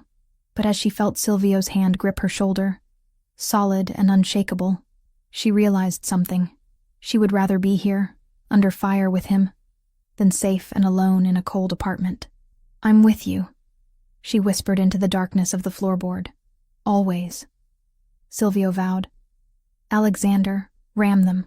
The SUV surged forward, turning into a weapon, as the Rinaldis went to war. The tires of the replacement vehicle crunched over the pristine, untouched snow, a sound like crushing bone that echoed in the absolute silence of the mountain ridge. They were miles above the city now, far removed from the smoke, the shattered glass, and the screaming sirens of the ambush. The safe house wasn't a cabin in the traditional sense. It was a fortress of glass and steel jutting out from the cliff face. A modern monolith designed for 2 things: isolation and defense. Silvio killed the engine. The sudden absence of the motor's hum was deafening. He didn't move immediately. He sat gripping the steering wheel, his knuckles white, his breath fogging in the cold air of the unheated car. His tuxedo jacket was torn at the shoulder, stained with dust and a dark wet patch that Megan had been staring at for the last 20 miles. "We're here," he said, his voice rough, sounding like gravel grinding together. Megan nodded, though she couldn't stop her teeth from chattering. It wasn't just the cold, it was the adrenaline crash. The shootout, The high-speed chase, the desperate switch to the backup vehicle Alexander had staged under a highway overpass. It had all happened in a blur of violence. Now, the stillness was terrifying. Silvio got out, the cold mountain wind whipping his hair back. He opened her door and pulled her out, not waiting for her to find her footing. He ushered her toward the heavy steel front door, his body shielding hers from the open expanse of the woods, his gun drawn and held low against his thigh. He keyed a code into the biometric panel. The door hissed open, revealing a dark, warm interior. "Inside," he commanded. "Don't touch the windows. Don't turn on the main lights yet." Megan stepped inside. The floors were heated slate, radiating a warmth that seeped through the thin soles of her heels. Silvio followed, locking the door behind them with a heavy mechanical thud that reminded her of the hotel room. But this time, the lock felt like it was keeping the monsters out, not trapping her in. He moved through the house with lethal efficiency, checking corners, arming the perimeter sensors, his movements sharp and agitated. Megan stood in the center of the living room, hugging her arms around her chest. The ruined burgundy dress was torn at the hem, and she was missing an earring. She felt like a doll that had been dragged through a war zone. "Silvio," she whispered. He didn't hear her, or he chose not to. He was staring at a tablet mounted on the wall, watching the green lights of the security grid come online. "Silvio," she said louder, her voice cracking. He spun around, his gun half raised before he recognized her and lowered it. His eyes were wild, dilated with the residual combat high. "What? Are you hurt? Did a piece of glass hit you?" "No," she said, taking a step toward him. "But you are." She pointed to his side. The black shirt was soaked through with blood just above his hip. He looked down, seeming surprised to see it there. He touched the spot, his fingers coming away red. "It's a scratch." He dismissed it, turning back to the panel. Metal fragment from the door panel. It didn't hit anything vital. "It's bleeding," Megan insisted. She walked over to him, her fear transforming into a sudden, fierce need to be useful. She couldn't shoot a gun. She couldn't drive a getaway car. But she could do this. "Where is the first aid kit?" "Bathroom. Under the sink." He grunted, wincing slightly as he reached up to check a camera feed. Megan didn't wait. She kicked off her heels, running barefoot across the slate to the bathroom. She found the kit, a military-grade box, not a household one, and grabbed it. When she returned, Silvio had taken off his tuxedo jacket and was unbuttoning his shirt. The sight of his torso stopped her in her tracks. He was bruised. A large purple welt was forming on his shoulder where he had slammed into the dashboard, protecting her. But it was the cut on his side that drew her eye. A jagged laceration about 3 inches long. It wasn't deep enough to be fatal, but it was ugly, and it was still oozing dark blood. "Sit down," she ordered, pointing to the leather sofa. Silvio looked at her. For the first time since the explosion, the manic energy in his eyes receded, replaced by a heavy exhaustion. He dropped the shirt on the floor and sat, wincing as his skin stretched. Megan knelt between his legs, opening the kit. The smell of antiseptic wipes and sterile gauze filled the air, replacing the scent of gunpowder that clung to their clothes. Her hands, which had been shaking uncontrollably in the car, were suddenly steady. This was a problem she could solve. This was a ledger she could balance. "This is going to sting," she warned, peeling open an alcohol swab. "Do it," he said, staring at the ceiling. She pressed the pad against the wound. Silvio hissed, his abdominal muscles seizing under her fingers, hard as rock. She worked quickly, cleaning the blood away, checking for debris. "It needs a stitch," she murmured, examining the depth. "Maybe 2. But butterfly strips will hold it if you don't move around too much." "I'm not moving," he said. His voice was lower now, watching her. He wasn't looking at the wound. He was watching her face. He was watching the way her brow furrowed in concentration, the way she bit her lip as she applied the antibiotic ointment. "You saved me," she whispered, not looking up as she applied the adhesive strips. "In the car. You threw yourself over me. I would have thrown myself in front of a train," Silvio replied simply. A few bullets are nothing. It's not nothing, she argued, her voice trembling again. She smoothed the bandage down, her fingers lingering on his warm skin. She could feel his heart beating against her palm, a strong, steady rhythm that reassured her he was alive. You could have died, Silvio, if that glass hadn't held. But I didn't, he said. He reached out and caught her hand, stopping her ministrations. And neither did you. He pulled her hand up to his chest, pressing it over his heart. His skin was burning hot. The contact broke the clinical atmosphere instantly. Suddenly, the room felt very small, and the air very thin. Why? She asked, the question that had been haunting her since the hotel hallway finally bubbling to the surface. Why did you come for me? After 4 years? After you thought I just left? Silvio looked at her, his dark eyes searching hers. Because you are mine. We're divorced, she whispered, though the words felt hollow even as she said them. I signed the papers. I sent them to Nicholas. I saw the decree. Silvio let out a short, bitter laugh.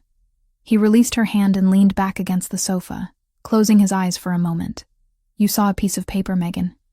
You saw what I wanted you to see. Megan froze. What do you mean? He opened his eyes. They were clear, unyielding.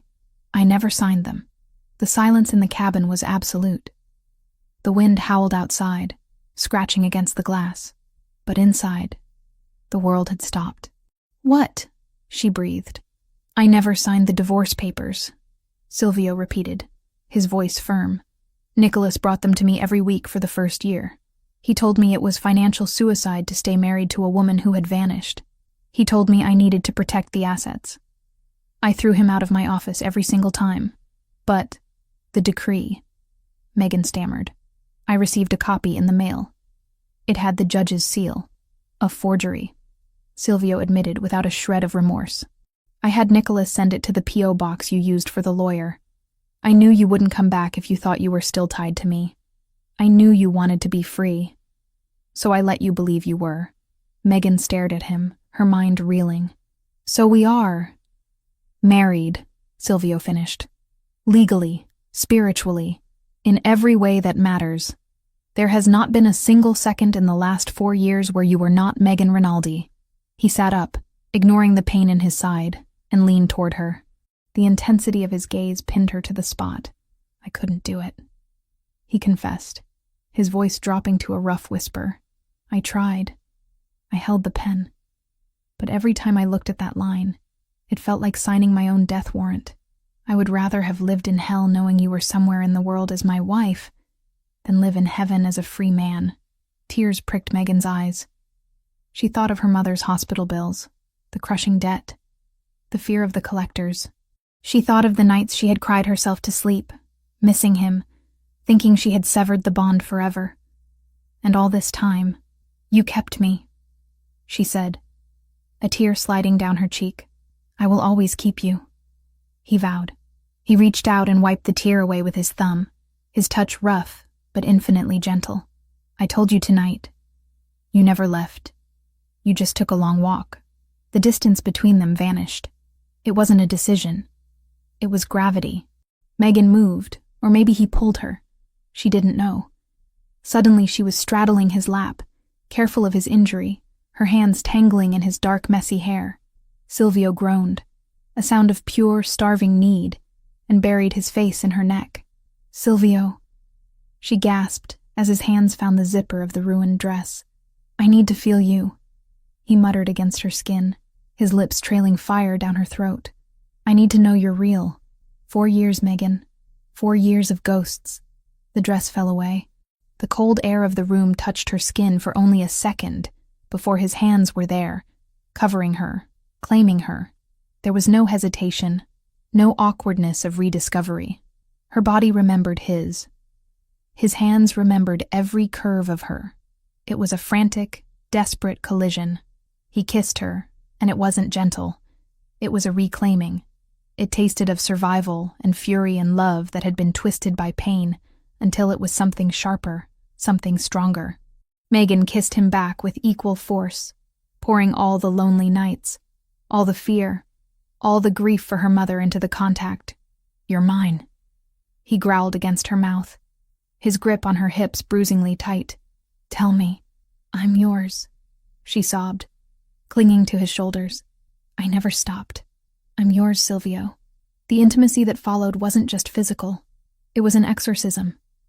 With every touch, they burned away the years of separation. They burned away the image of her in the maid's uniform, the image of him alone in his office. They anchored themselves to each other, skin to skin, breath to breath, until there was nothing left in the world but the two of them in a glass box suspended over a snowy abyss. Later, the silence was different. It wasn't empty. It was full. They lay tangled together under a heavy fur throw on the sofa, too exhausted to move to the bedroom. The fire in the hearth, which Silvio had lit at some point, cast flickering orange shadows on the walls. Megan rested her head on his uninjured shoulder, listening to the steady, strong beat of his heart. She traced the line of his jaw with her finger. He caught her hand and kissed the palm. "What happens tomorrow?"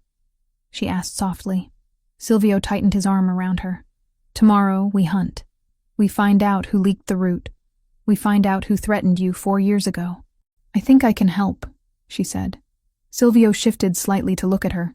"You've done enough. You saved me tonight. You kept me sane." "No," Megan said, sitting up slightly, pulling the fur up to cover her chest. Her hazel eyes were clear now, the fear replaced by a sharp, cold intelligence that reminded him of the woman who used to audit his legitimate businesses before the threats started. "I mean, I can help. Practically." "How?" "The leak," she said. "It had to be digital.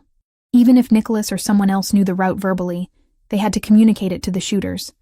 They had to track the GPS of the SUV to time the explosion. That leaves a footprint."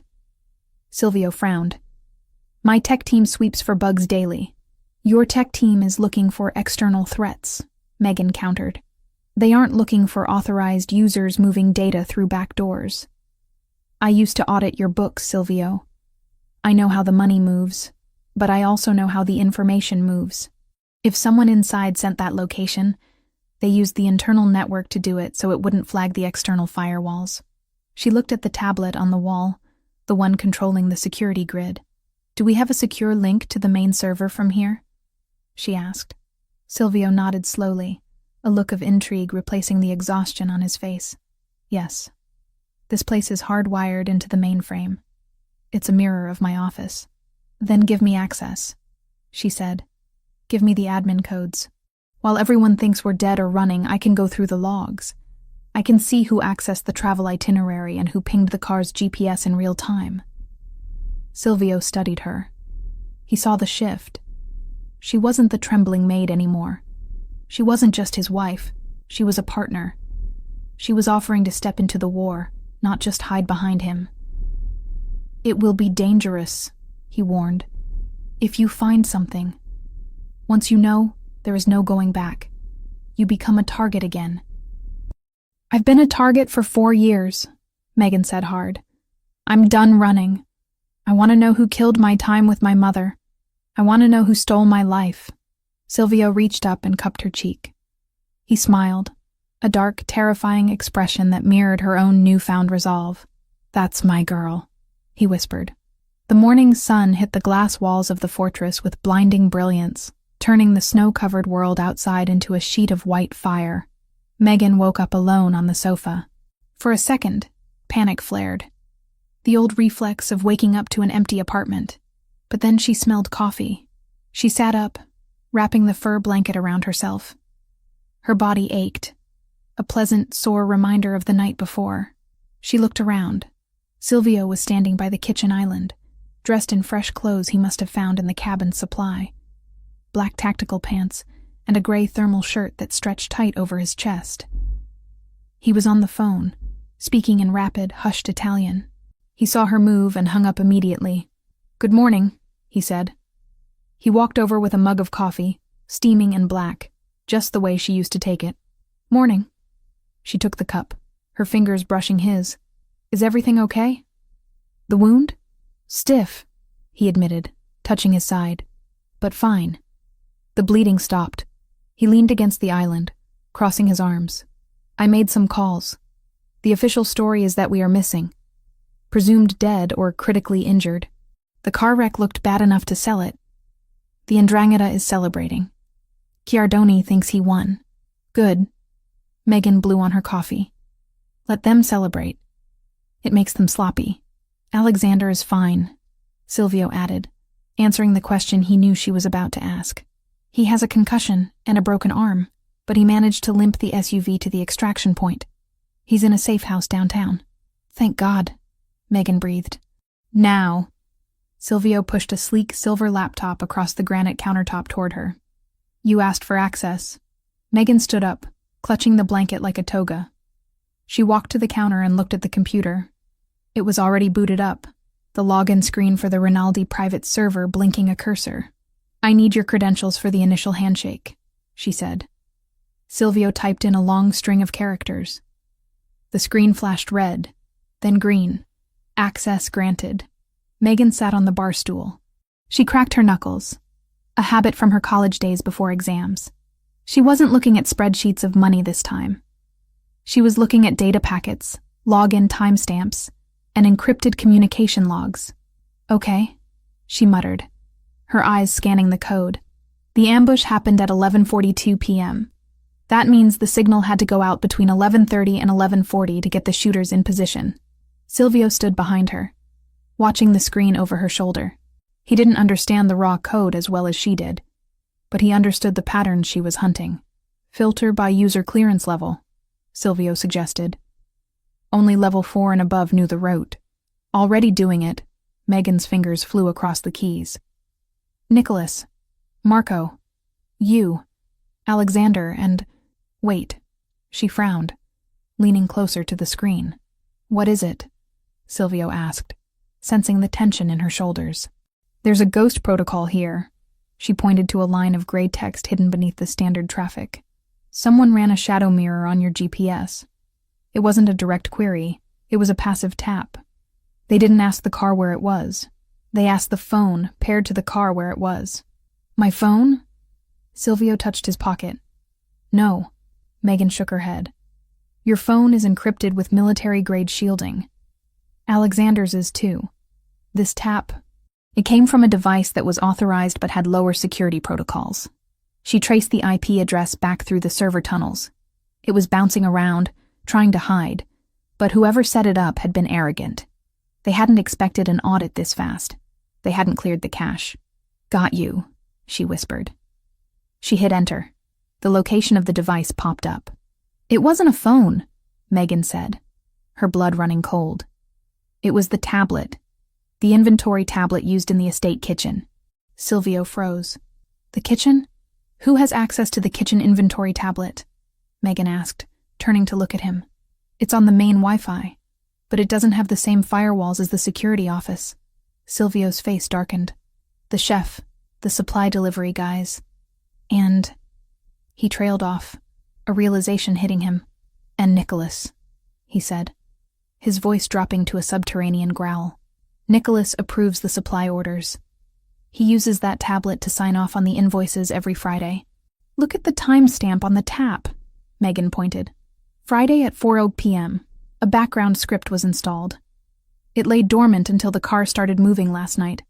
Then it woke up and broadcasted our location to an external server. And that server?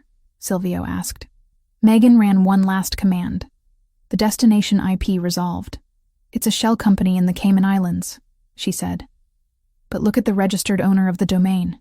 The name appeared on the screen in plain text. Viper Holdings. The 'Ndrangheta, Silvio spat. Chiardoni's front company. Nicholas planted a bug, Megan summarized, sitting back, her heart hammering. He's the traitor, Silvio. He's the one who sold us out. And if he did this, he's the one who had access to my schedule 4 years ago. He was the one who handled the estate finances. He knew when I was at the gala. He knew about the security blind spots because he paid the contractors who installed them. Silvio didn't scream. He didn't flip the table. He went terrifyingly still. It was the stillness of a predator that had just confirmed the scent of its prey. Nicholas, he said, the name sounding like a curse. My father hired him. I grew up with him. He betrayed you, Megan said softly. He almost killed us. He made my mother die alone. Silvio turned away from the counter. He walked to the window and looked out at the snow. When he turned back, his face was a mask of cold, calculated violence. "Can you track him?" Silvio asked. "Can you see where he is right now?" "If he's accessing the accounts," Megan said, turning back to the keyboard. "I can try to find his active session." She typed for another minute. "He's not at the office. He's not at his apartment." She hit a key. A map popped up. "He's at the mansion," Megan said, surprised. "He's in your office, Silvio, right now. He thinks I'm dead," Silvio realized. "He's cleaning house. He's trying to transfer the funds before the news breaks officially." "He's draining the accounts," Megan confirmed, watching the numbers flicker on the screen. "He's moving millions, right now. Look." Silvio walked over and looked at the transfer bars filling up. He placed a hand on Megan's shoulder. "Can you stop it?" "I can freeze it," Megan said. "But he'll know. He'll see the lockout. He'll run. We need to get there before he runs," Silvio said. "We need to catch him in the act." "It's an hour drive back down the mountain," Megan said. "By the time we get there, he could be gone." "Not if you keep him busy," Silvio said. He looked at her. A plan forming. "You said you can see him. Can you talk to him? Through the system? I can send a message to the terminal." Megan nodded. "Good." Silvio walked to the closet and grabbed a heavy tactical vest. He threw it on over his thermal shirt. "Freeze the accounts. Lock the doors remotely. Trap him in that office, Megan. Make him watch his retirement fund disappear. Buy me the time I need to get down there and look him in the eye." Megan looked at the laptop, then at Silvio. She felt a surge of power. She wasn't the victim anymore. She was the one with the finger on the button. "Consider it done," she said. Silvio grabbed his keys and his gun. He stopped at the door, looking back at her. She was illuminated by the blue light of the screen, fierce and beautiful and deadly. "Don't unlock that door until I call you," he ordered. "Go get him," Megan said. Silvio disappeared out the door into the snow. Megan turned back to the screen. She watched the transfer bar at 80%. She hovered her finger over the execute key. "Hello, Nicholas," she whispered. She pressed the button. On the screen, the transfer bar turned red. Transaction denied. System lockdown initiated. The game was on. The blue light of the monitor was the only source of warmth in the vast frozen silence of the safe house. Megan sat hunched over the kitchen island, her fingers flying across the laptop keyboard with a speed born of adrenaline and old muscle memory. On the screen, the battle was silent, but violent. A progress bar labeled "Unauthorized Transfer" came en route, flickered, trying to push past the 80% mark, but every time it surged, Megan slammed a digital gate in its path. "You're persistent, Nicholas," she whispered to the empty room, her eyes narrowing. On the other end of the connection, 30 miles away in the Rinaldi mansion, Nicholas was panicking. She could see it in the erratic patterns of his keystrokes. He was trying sloppy bypasses, brute-forcing passwords that had been changed 5 minutes ago. He was desperate. He thought the system was glitching, or perhaps that the bank's automated fraud detection had kicked in. He had no idea that the dead wife of his boss was sitting on a mountain ridge, dismantling his golden parachute piece by piece. Megan opened a second terminal window. While her left hand kept the financial lockdown in place, her right hand began to dig. She didn't just want to stop the money. She wanted the truth. She needed to know why. Greed was a powerful motivator, yes, but Nicholas had been wealthy. He had been family. To betray Silvio to this extent, to align with the 'Ndrangheta, required more than just a desire for a bigger yacht. She accessed the system logs for the mansion's internal server. She filtered the search parameters. User, Nicholas admin. Date range, 4 years ago. The screen populated with thousands of files. Emails, invoices, security approvals. Megan refined the search. She looked for files that had been flagged as deleted, but were still haunting the backup drives. She looked for the week leading up to her departure, the week of the gala. "Come on," she muttered, taking a sip of cold coffee. "Show me the ghosts." And then she found it. It wasn't a financial document. It was a metadata log for a print job sent to the high-resolution photo printer in the security office. The timestamp was 6 p.m., the night of the gala. The file name was Target Scope, View Joe 1 JPG. Megan's breath hitched. She clicked on the file recovery tool. It took 10 agonizing seconds to reconstruct the image. When it popped up on the screen, the room spun. It was the photo, the exact photo that had been slipped into her purse that night. Silvio on the balcony, the red laser dot on his forehead. But here, on the server, there was more. The metadata showed the origin of the image. It hadn't been taken by a sniper on a rooftop 3 blocks away. It had been created using Photoshop on Nicholas's terminal. He had taken a standard security feed image of Silvio, overlaid the laser dot, and printed it out on glossy paper. It was fake, Megan breathed, the realization hitting her like a physical blow. It was never real. There was no sniper. She clicked on the next file. An audio log, a voice modulation software program. Nicholas had used it to make the call to her burner phone. Tears of pure, white-hot rage pricked her eyes. It wasn't the Ndrangheta who had threatened her. It wasn't some external enemy. It was Nicholas. He had manufactured the entire threat. He had terrified her into leaving, forcing her to abandon her marriage and her life, just so he could have unfettered access to the accounts without her looking over his shoulder. He had stolen 4 years. He had stolen her mother's comfort in her final days. He had stolen the chance for a family. Megan grabbed her phone. She didn't call Silvio's cell. She dialed into the mansion's intercom system, patching it directly through the admin override. "Silvio," she said, her voice shaking with fury. I know everything." Silvio moved through the shadows of his own home like a wraith. The mansion was quiet, the skeleton crew of night guards patrolling the perimeter, unaware that their boss was inside the walls. He had entered through the servants' tunnels, bypassing the main gates. He didn't want an audience. He wanted Nicholas. He reached the heavy oak door of his study. He could hear muttering from inside, frantic, angry cursing, the sound of a fist slamming against a desk. Silvio didn't draw his gun immediately. He wanted to look him in the eye first. He gripped the handle, turned it silently, and pushed the door open. Nicholas was standing behind the massive mahogany desk, his back to the door. He was a man unraveling. His tie was loosened, his expensive suit jacket thrown on the floor. He was typing furiously on the keyboard, sweat visible on the back of his neck. "Come on, you piece of junk!" Nicholas shouted at the screen. "Authorize! Override!" "It won't work," Silvio said. The voice was soft, calm, and utterly terrifying. Nicholas froze. He spun around so fast he nearly knocked over the monitor. When he saw Silvio standing in the doorway, mud on his boots, a tactical vest over his chest, eyes like 2 pits of hell, Nicholas's face went gray. "Silvio," he stammered.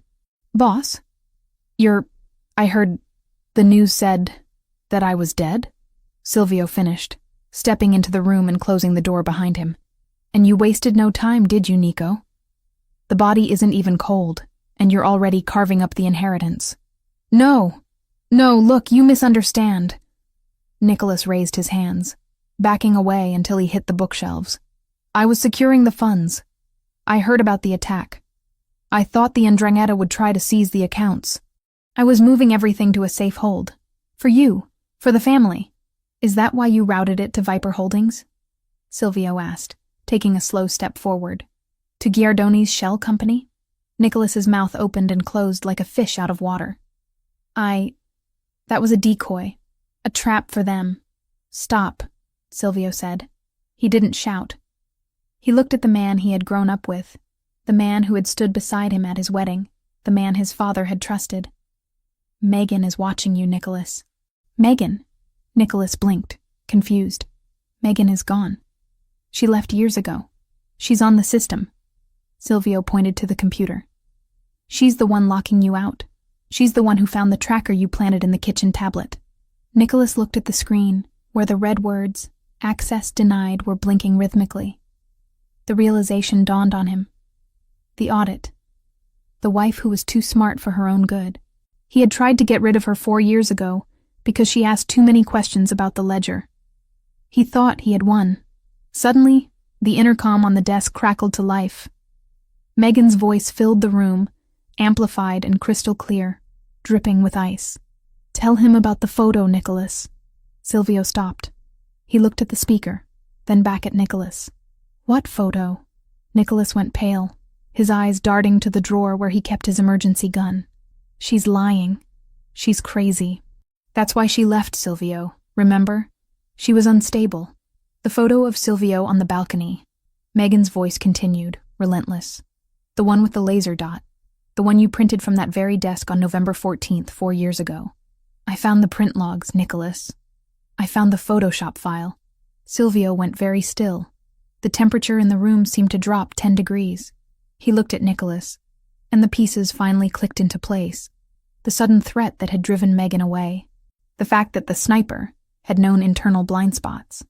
The fact that Nicholas had been the one to bring him the divorce papers, urging him to sign, urging him to move on. "You," Silvio whispered. The word was barely a sound, just a breath of air leaving his lungs. "It was you." "Silvio, listen." Nicholas began to sweat profusely, his hands shaking. "It was business. She was a liability. She was looking into the offshore routing. If she had found the discrepancies back then, she would have exposed everything. I did it for us. I did it to protect the operation." "You threatened my wife," Silvio said, walking around the desk. "You made her believe I was going to die. You made her leave me." "I saved you from a scandal," Nicholas yelled, his desperation turning into aggression.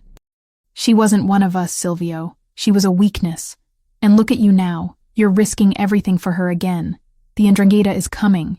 Giardoni knows you're vulnerable. If you kill me, you lose the only person who knows where the money is." "Megan has the money," Silvio said, stopping inches from Nicholas. "She froze it. She has the keys. I don't need you for the money, Nico." Nicholas scrambled backward, his hand fumbling for the drawer handle. "Silvio, wait. We're brothers. We grew up together. Brothers don't steal time," Silvio said. "You stole 4 years. Do you know what she went through? Do you know she starved?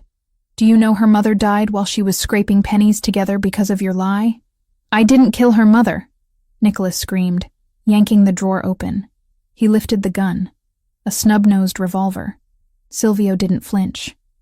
He didn't even blink. He moved with a speed that defied his size.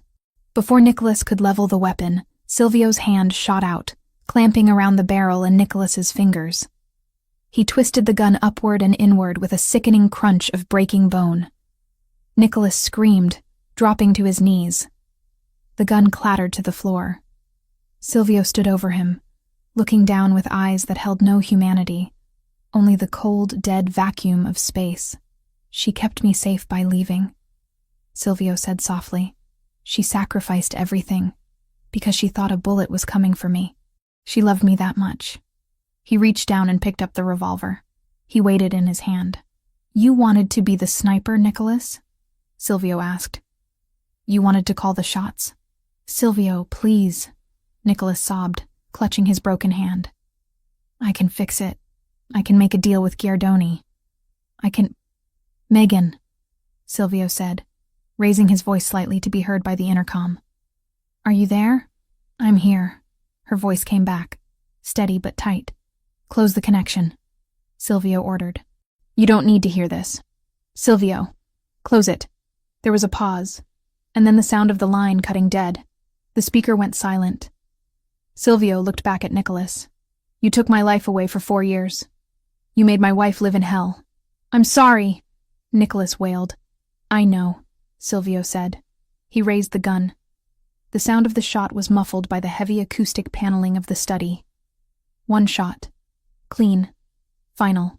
Nicholas crumpled to the floor, the silence returning to the room instantly. Silvio stood there for a long moment, staring at the body of the man he had once called brother. He didn't feel triumph. He didn't feel relief. He felt a deep, hollow exhaustion. But beneath it, he felt the beginning of peace. The lie was dead. The rot had been cut out. He walked over to the computer. The screen still showed the access denied message Megan had initiated. He reached into his pocket and pulled out his phone. He dialed the safe house. "It's done," he said when she answered. "Are you okay?" Megan asked. Her voice was small, stripped of the digital armor she had worn during the hack. "No," Silvio admitted, wiping a splatter of blood from his cheek. "But I will be. Nicholas is gone." "Silvio, there's something else," Megan said, her tone shifting to urgency. "Now that Nicholas is offline, the system is showing incoming traffic. Not financial. Physical." Silvio frowned, walking to the window and peering through the blinds at the dark grounds of the estate. "What do you mean?" "Nicholas had a dead man switch," Megan explained, her fingers typing rapidly in the background. "Or a failsafe. When his heartbeat monitor disconnected, he was wearing a smartwatch linked to the server. It sent a signal out. Not to the police. To Giardoni," Silvio realized, his grip on the phone tightening. "The perimeter sensors just lit up," Megan said, her voice rising in panic. "Silvio, they aren't just coming. They're already there. The 'Ndrangheta. They were waiting for Nicholas to give the all-clear, or for him to die. They're breaching the east gate." Silvio looked out the window. In the distance, near the tree line, he saw a shadow move. Then another. Then the flash of a muzzle suppressor. "The siege," Silvio muttered. "They want the mansion. They want to wipe us out while they think we're weak." "Get out of there," Megan screamed. "Get to the tunnels." "No," Silvio said, a cold calm settling over him. He checked the load in the revolver and then holstered it, reaching for his own semi-automatic on his hip. "If I run, they burn this house down. They take everything. My father's legacy, our memories, the room where I kept your things. Silvio, don't be stupid. It's just a house. It's our fortress," he corrected. "And I am done running. Let them come. I have the high ground, and I have you." "Me? Can you access the automated defenses?" Silvio asked. "The shutters, the gas suppression systems in the hallways, the smart locks?" "Yes," Megan said, her breath catching. "I have full admin control." "Then you're not just watching," Silvio said, moving toward the hallway. "You're my eyes. You're my overwatch. I'm going to hunt them, Megan. And you're going to tell me where they are." "Okay," Megan breathed. "Okay. I see 3 targets moving toward the kitchen entrance. 2 more at the garage." "Kitchen first," Silvio said. "Lock the garage doors. Trap the 2 inside. I'll deal with the 3 in the kitchen." "Done," she said. The sound of keystrokes was furious. "Garage sealed. They're banging on the doors. The kitchen group is inside. They're moving toward the stairs. I'm waiting for them," Silvio said, stepping into the shadows of the grand staircase. The grief was gone. The betrayal was buried with Nicholas. Now, there was only the war. And for the first time, the Rinaldi family was fighting it together. "Guide me, Bella," Silvio whispered. "Let's finish this." The silence of the Rinaldi estate was a deception. To the 5 men moving silently through the manicured hedges of the east garden, the mansion looked like a sleeping beast. Dark, quiet, and vulnerable. They wore tactical black, their faces covered by balaclavas, moving with the practiced efficiency of a hit squad that had done this a dozen times before. They believed the intelligence they had been sold. The boss was missing, likely dead. The traitor Nicholas was inside clearing the way, and the house was empty of resistance. They were wrong. High above them, in the fortified study on the 2nd floor, Megan Collins watched their heat signatures glowing red on the high-definition monitors. She sat in Silvio's leather chair, the massive desk feeling too big for her, but the power at her fingertips feeling just right. She wasn't trembling anymore. The fear that had paralyzed her in the hotel hallway, the grief that had hollowed her out for 4 years, it had all been distilled into a cold, sharp clarity. She pressed the earpiece deeper into her ear, her eyes darting between the camera feeds. "I see 5, she whispered, her voice steady. 3 breaching the kitchen service entrance, 2 circling toward the library patio doors. Let the patio team get to the glass." Silvio's voice came back, calm and lethal in her ear. "I want them confident. Focus on the kitchen." Megan's fingers hovered over the command console. The software interface was a map of the house, a digital chessboard where she controlled the walls themselves. "Kitchen team is cutting the lock. They're in." On screen 3, she watched the grainier night vision feed of the industrial kitchen. 3 shadows slipped inside, weapons raised, scanning the stainless steel counters and the hanging copper pots. They moved past the massive walk-in freezer, heading for the hallway that led to the main atrium. "They're moving to the corridor," Megan reported. "Silvio, they're heading right for you." "Not yet," Silvio said. "Isolate them." Megan tapped the command key. "Execute. Protocol 4. Sector lockdown." Downstairs, the heavy, fire-rated steel doors at both ends of the kitchen slammed shut simultaneously. The sound was like a thunderclap, booming through the house. The 3 men on the screen spun around, weapons raised, realizing too late that the open layout of the mansion had just become a series of cages. They rushed the door leading to the hallway, kicking it, but the magnetic locks engaged with a hum that Megan could see on her status bar.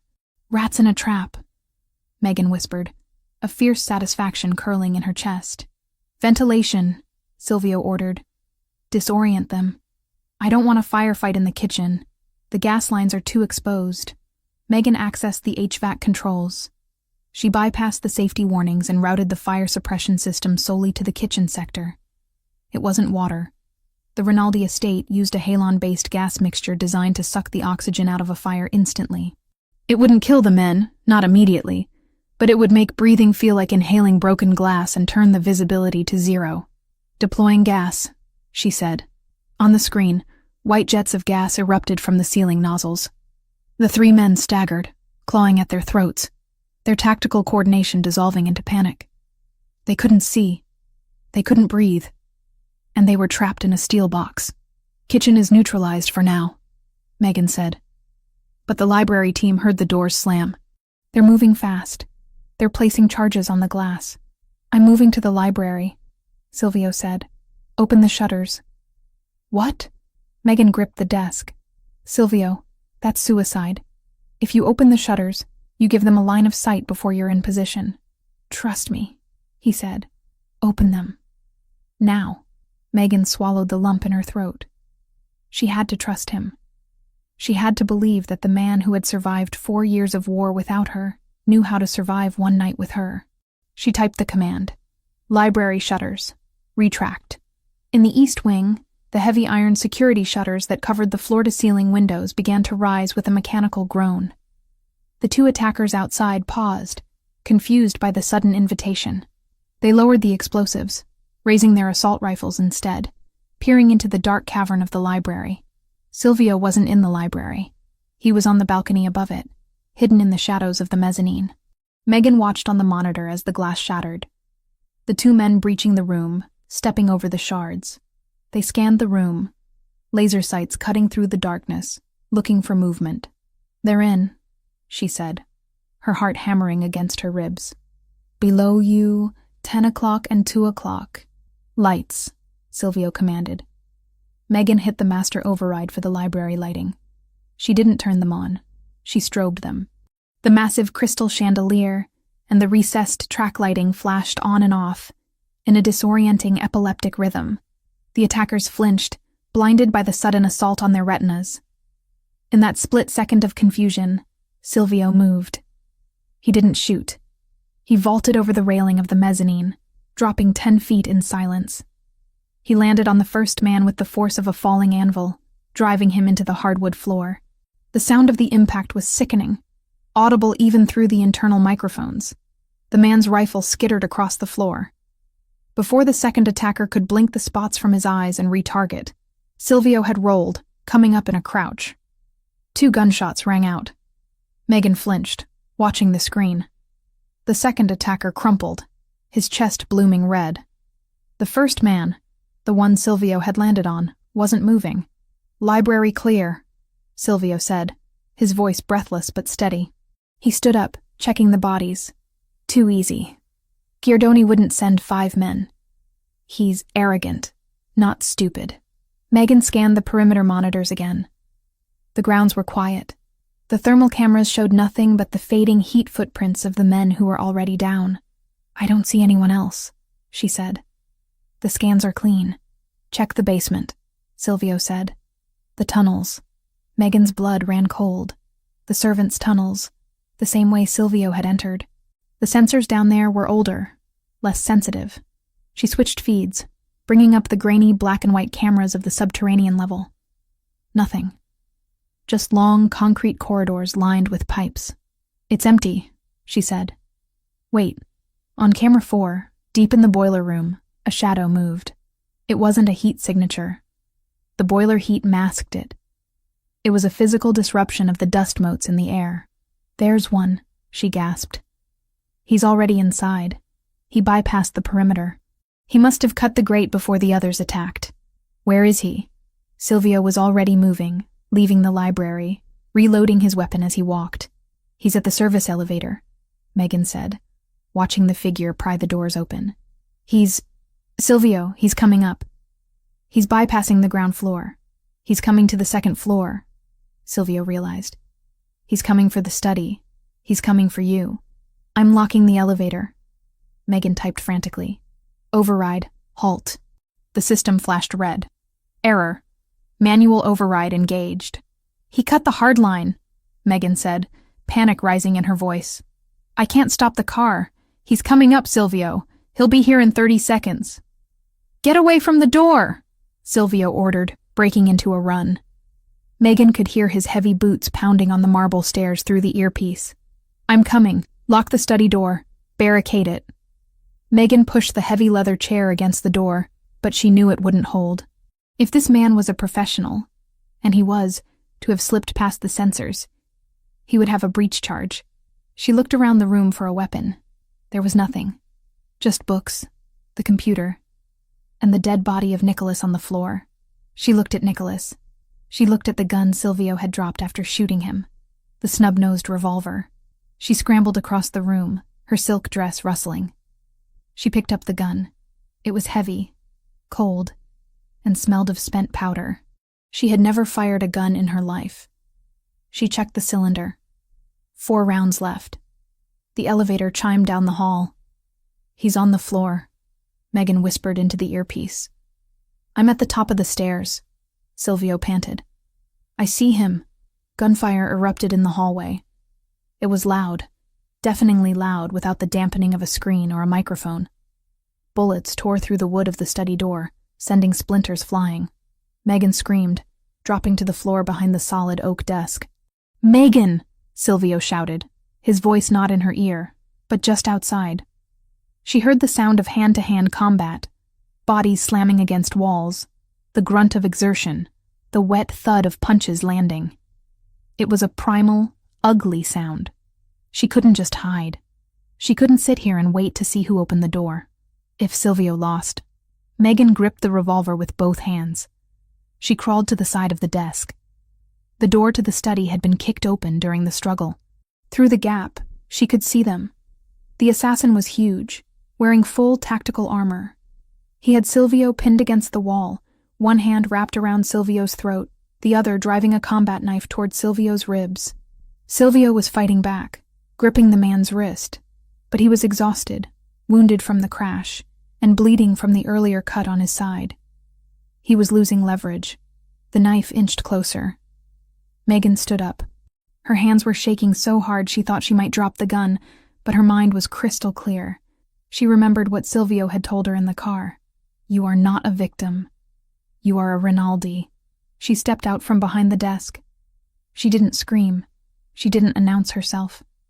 She raised the gun, holding it with 2 hands just like she had seen in movies, aiming for the center of the armored mass. She realized the armor would stop a small caliber round. She had to aim higher. She adjusted her aim. The assassin's head was a moving target, but his leg, the one bracing his weight, was exposed.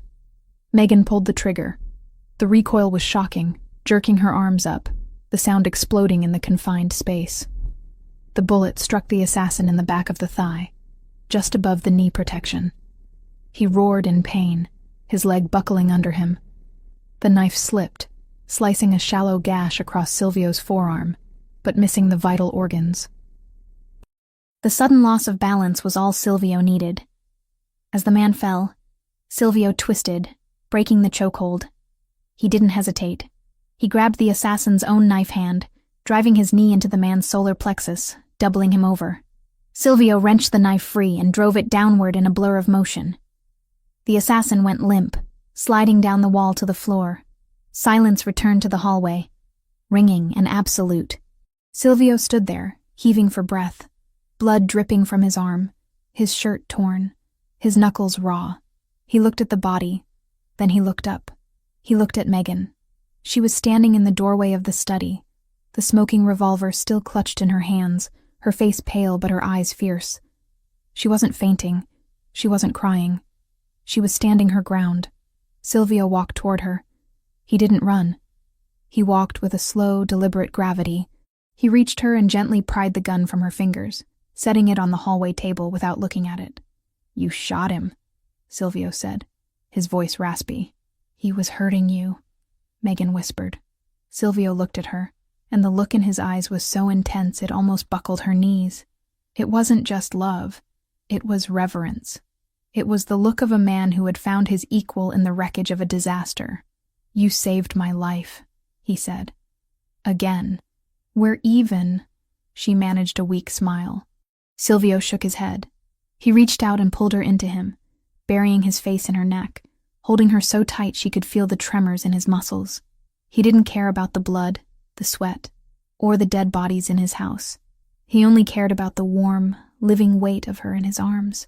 "We are not even," he murmured against her skin. "We are one. There is no score anymore." He pulled back, cupping her face, his thumbs smearing a speck of dust on her cheek. "Is it over?" Megan asked, leaning into his touch. "The breach is over," Silvio said, looking down the hall at the carnage. "But the message has just been sent." He walked her back into the study, away from the sight of the body. He went to the computer, which was still flashing the status of the house. Kitchen. Secure. Library. Secure. Perimeter. Silent. "Nicholas is dead," Silvio said, looking at the body of the accountant. "The hit squad is dead. And Giardoni is sitting in his club waiting for a phone call that is never going to come." "What do we do?" Megan asked. Silvio picked up the phone, Nicholas's phone, which had fallen on the floor. He unlocked it using the dead man's thumb. He found the last number dialed. Viper Holdings. He hit call. He put it on speaker. It rang twice. "Is it done?" Giardoni's voice came through, eager and impatient. "Is Rinaldi dead?" Silvio looked at Megan. He signaled for her to speak. Megan leaned over the phone. Her voice was steady, cold, and carried the weight of a woman who had walked through fire and come out holding the match. "Room service is closed, Franco," she said. There was a stunned silence on the other end. "Megan?" Giardoni choked out. "And so is your account," Silvio added, his voice like grinding stone. "I suggest you run, Franco.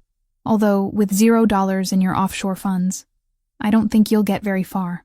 He hung up the phone. Silvio turned to Megan. The adrenaline was fading, replaced by a bone-deep exhaustion. But beneath it, the foundation of their future was setting like concrete. They had survived the lie. They had survived the poverty. They had survived the bullet.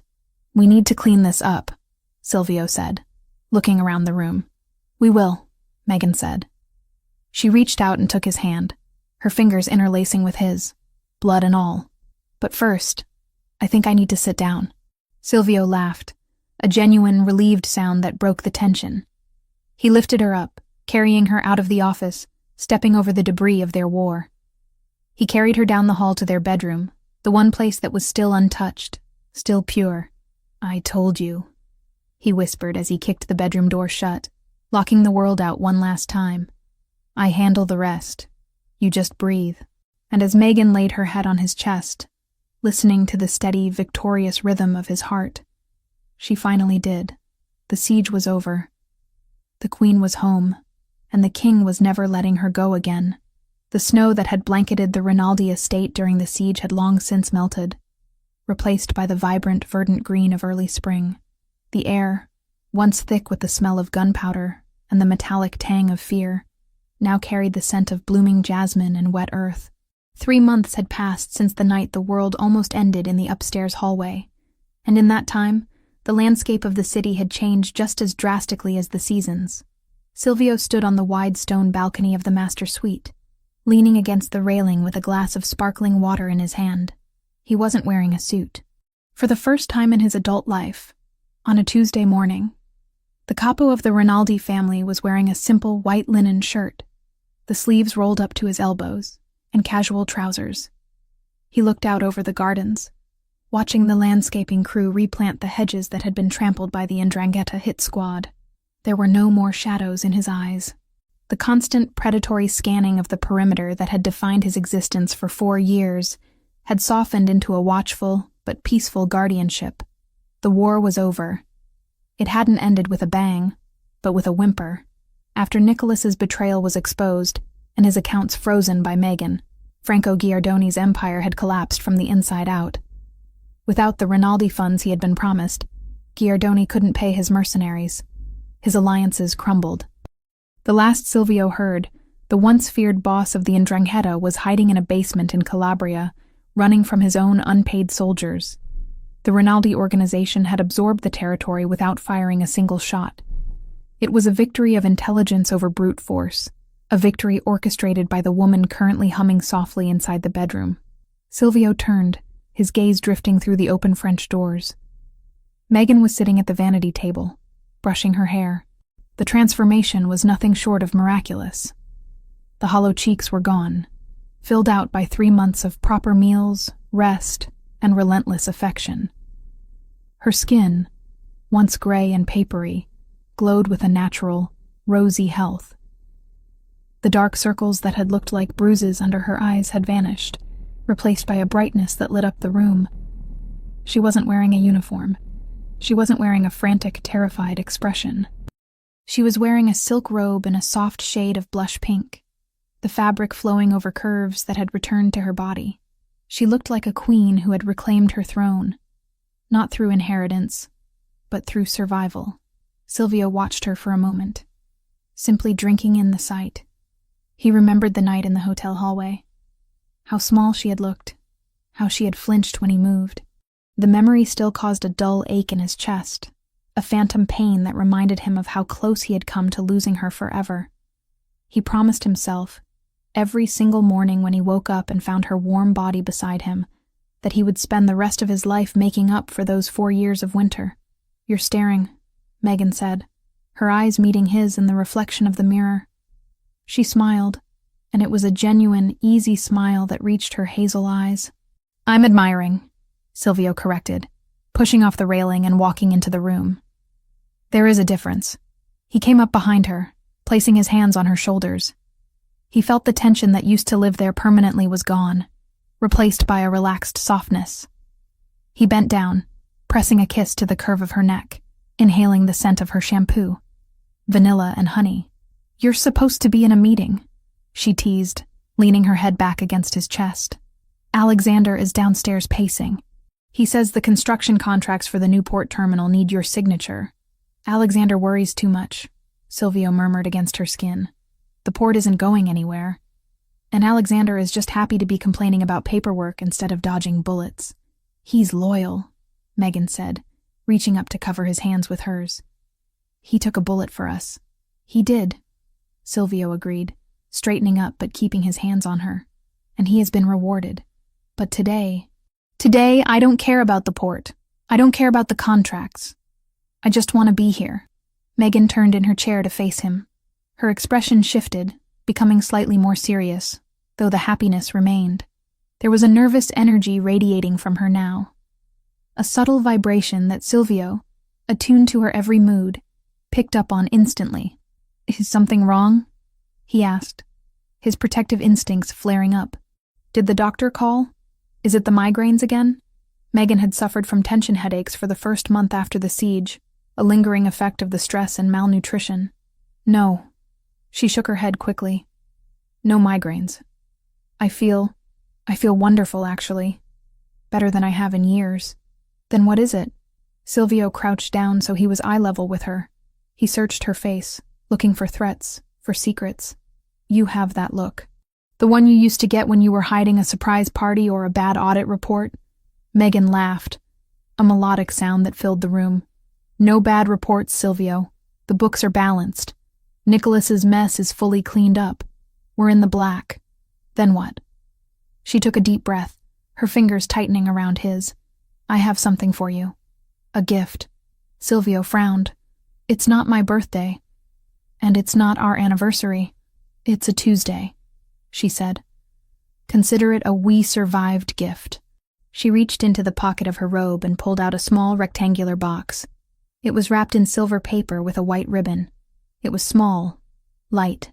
Silvio took it, looking at her with confusion. He had given her diamonds, cars, deeds to buildings. He wasn't used to receiving things. Megan, you didn't have to. Just open it, she whispered, biting her lip. Silvio stood up, holding the box carefully. He pulled the ribbon. The paper fell away, revealing a plain white cardboard box. He opened the lid. Inside, nestled in white tissue paper, was not a watch, or a key, or a cufflink. It was a plastic stick. A digital test. Silvio stared at it. For a moment his brain refused to process what he was seeing. He saw the small screen on the device. He saw the word written there in black digital letters. Pregnant. The world stopped. The birds outside stopped singing. The wind stopped blowing. The only sound was the roar of blood in his own ears. He looked at the stick. Then he looked at Megan. Then back at the stick. Is this... His voice failed him. He cleared his throat, trying to speak past the sudden, massive lump that had formed there. Is this real? Megan nodded, tears filling her eyes. I took 3 of them, just to be sure. This morning, while you were in the shower. Silvio felt his knees go weak. He sank down, not into the chair, but onto the floor. He knelt before her, clutching the plastic stick like it was a holy relic. We tried, he whispered, his voice cracking. For 2 years before you left. We tried everything. The doctors said it was stress. They said it might never happen. I know, Megan said, reaching out to stroke his hair. I guess we just needed to survive first. We needed to be safe. Silvio dropped his head, resting his forehead against her knees. His shoulders began to shake. He wasn't sobbing loudly. He was weeping silently, a release of tension so deep it felt like his soul was unspooling. For years, he had accepted that his legacy would end with him. He had accepted that the violence of his life demanded a price. And that price was a family. He had made peace with being the last Rinaldi. And then, when Megan left, he had accepted that he would die alone. But now, he lifted his head. His eyes were red, shining with a raw vulnerability that no one in the underworld had ever seen or would ever see. A baby, he said, testing the word. Our baby. Yes.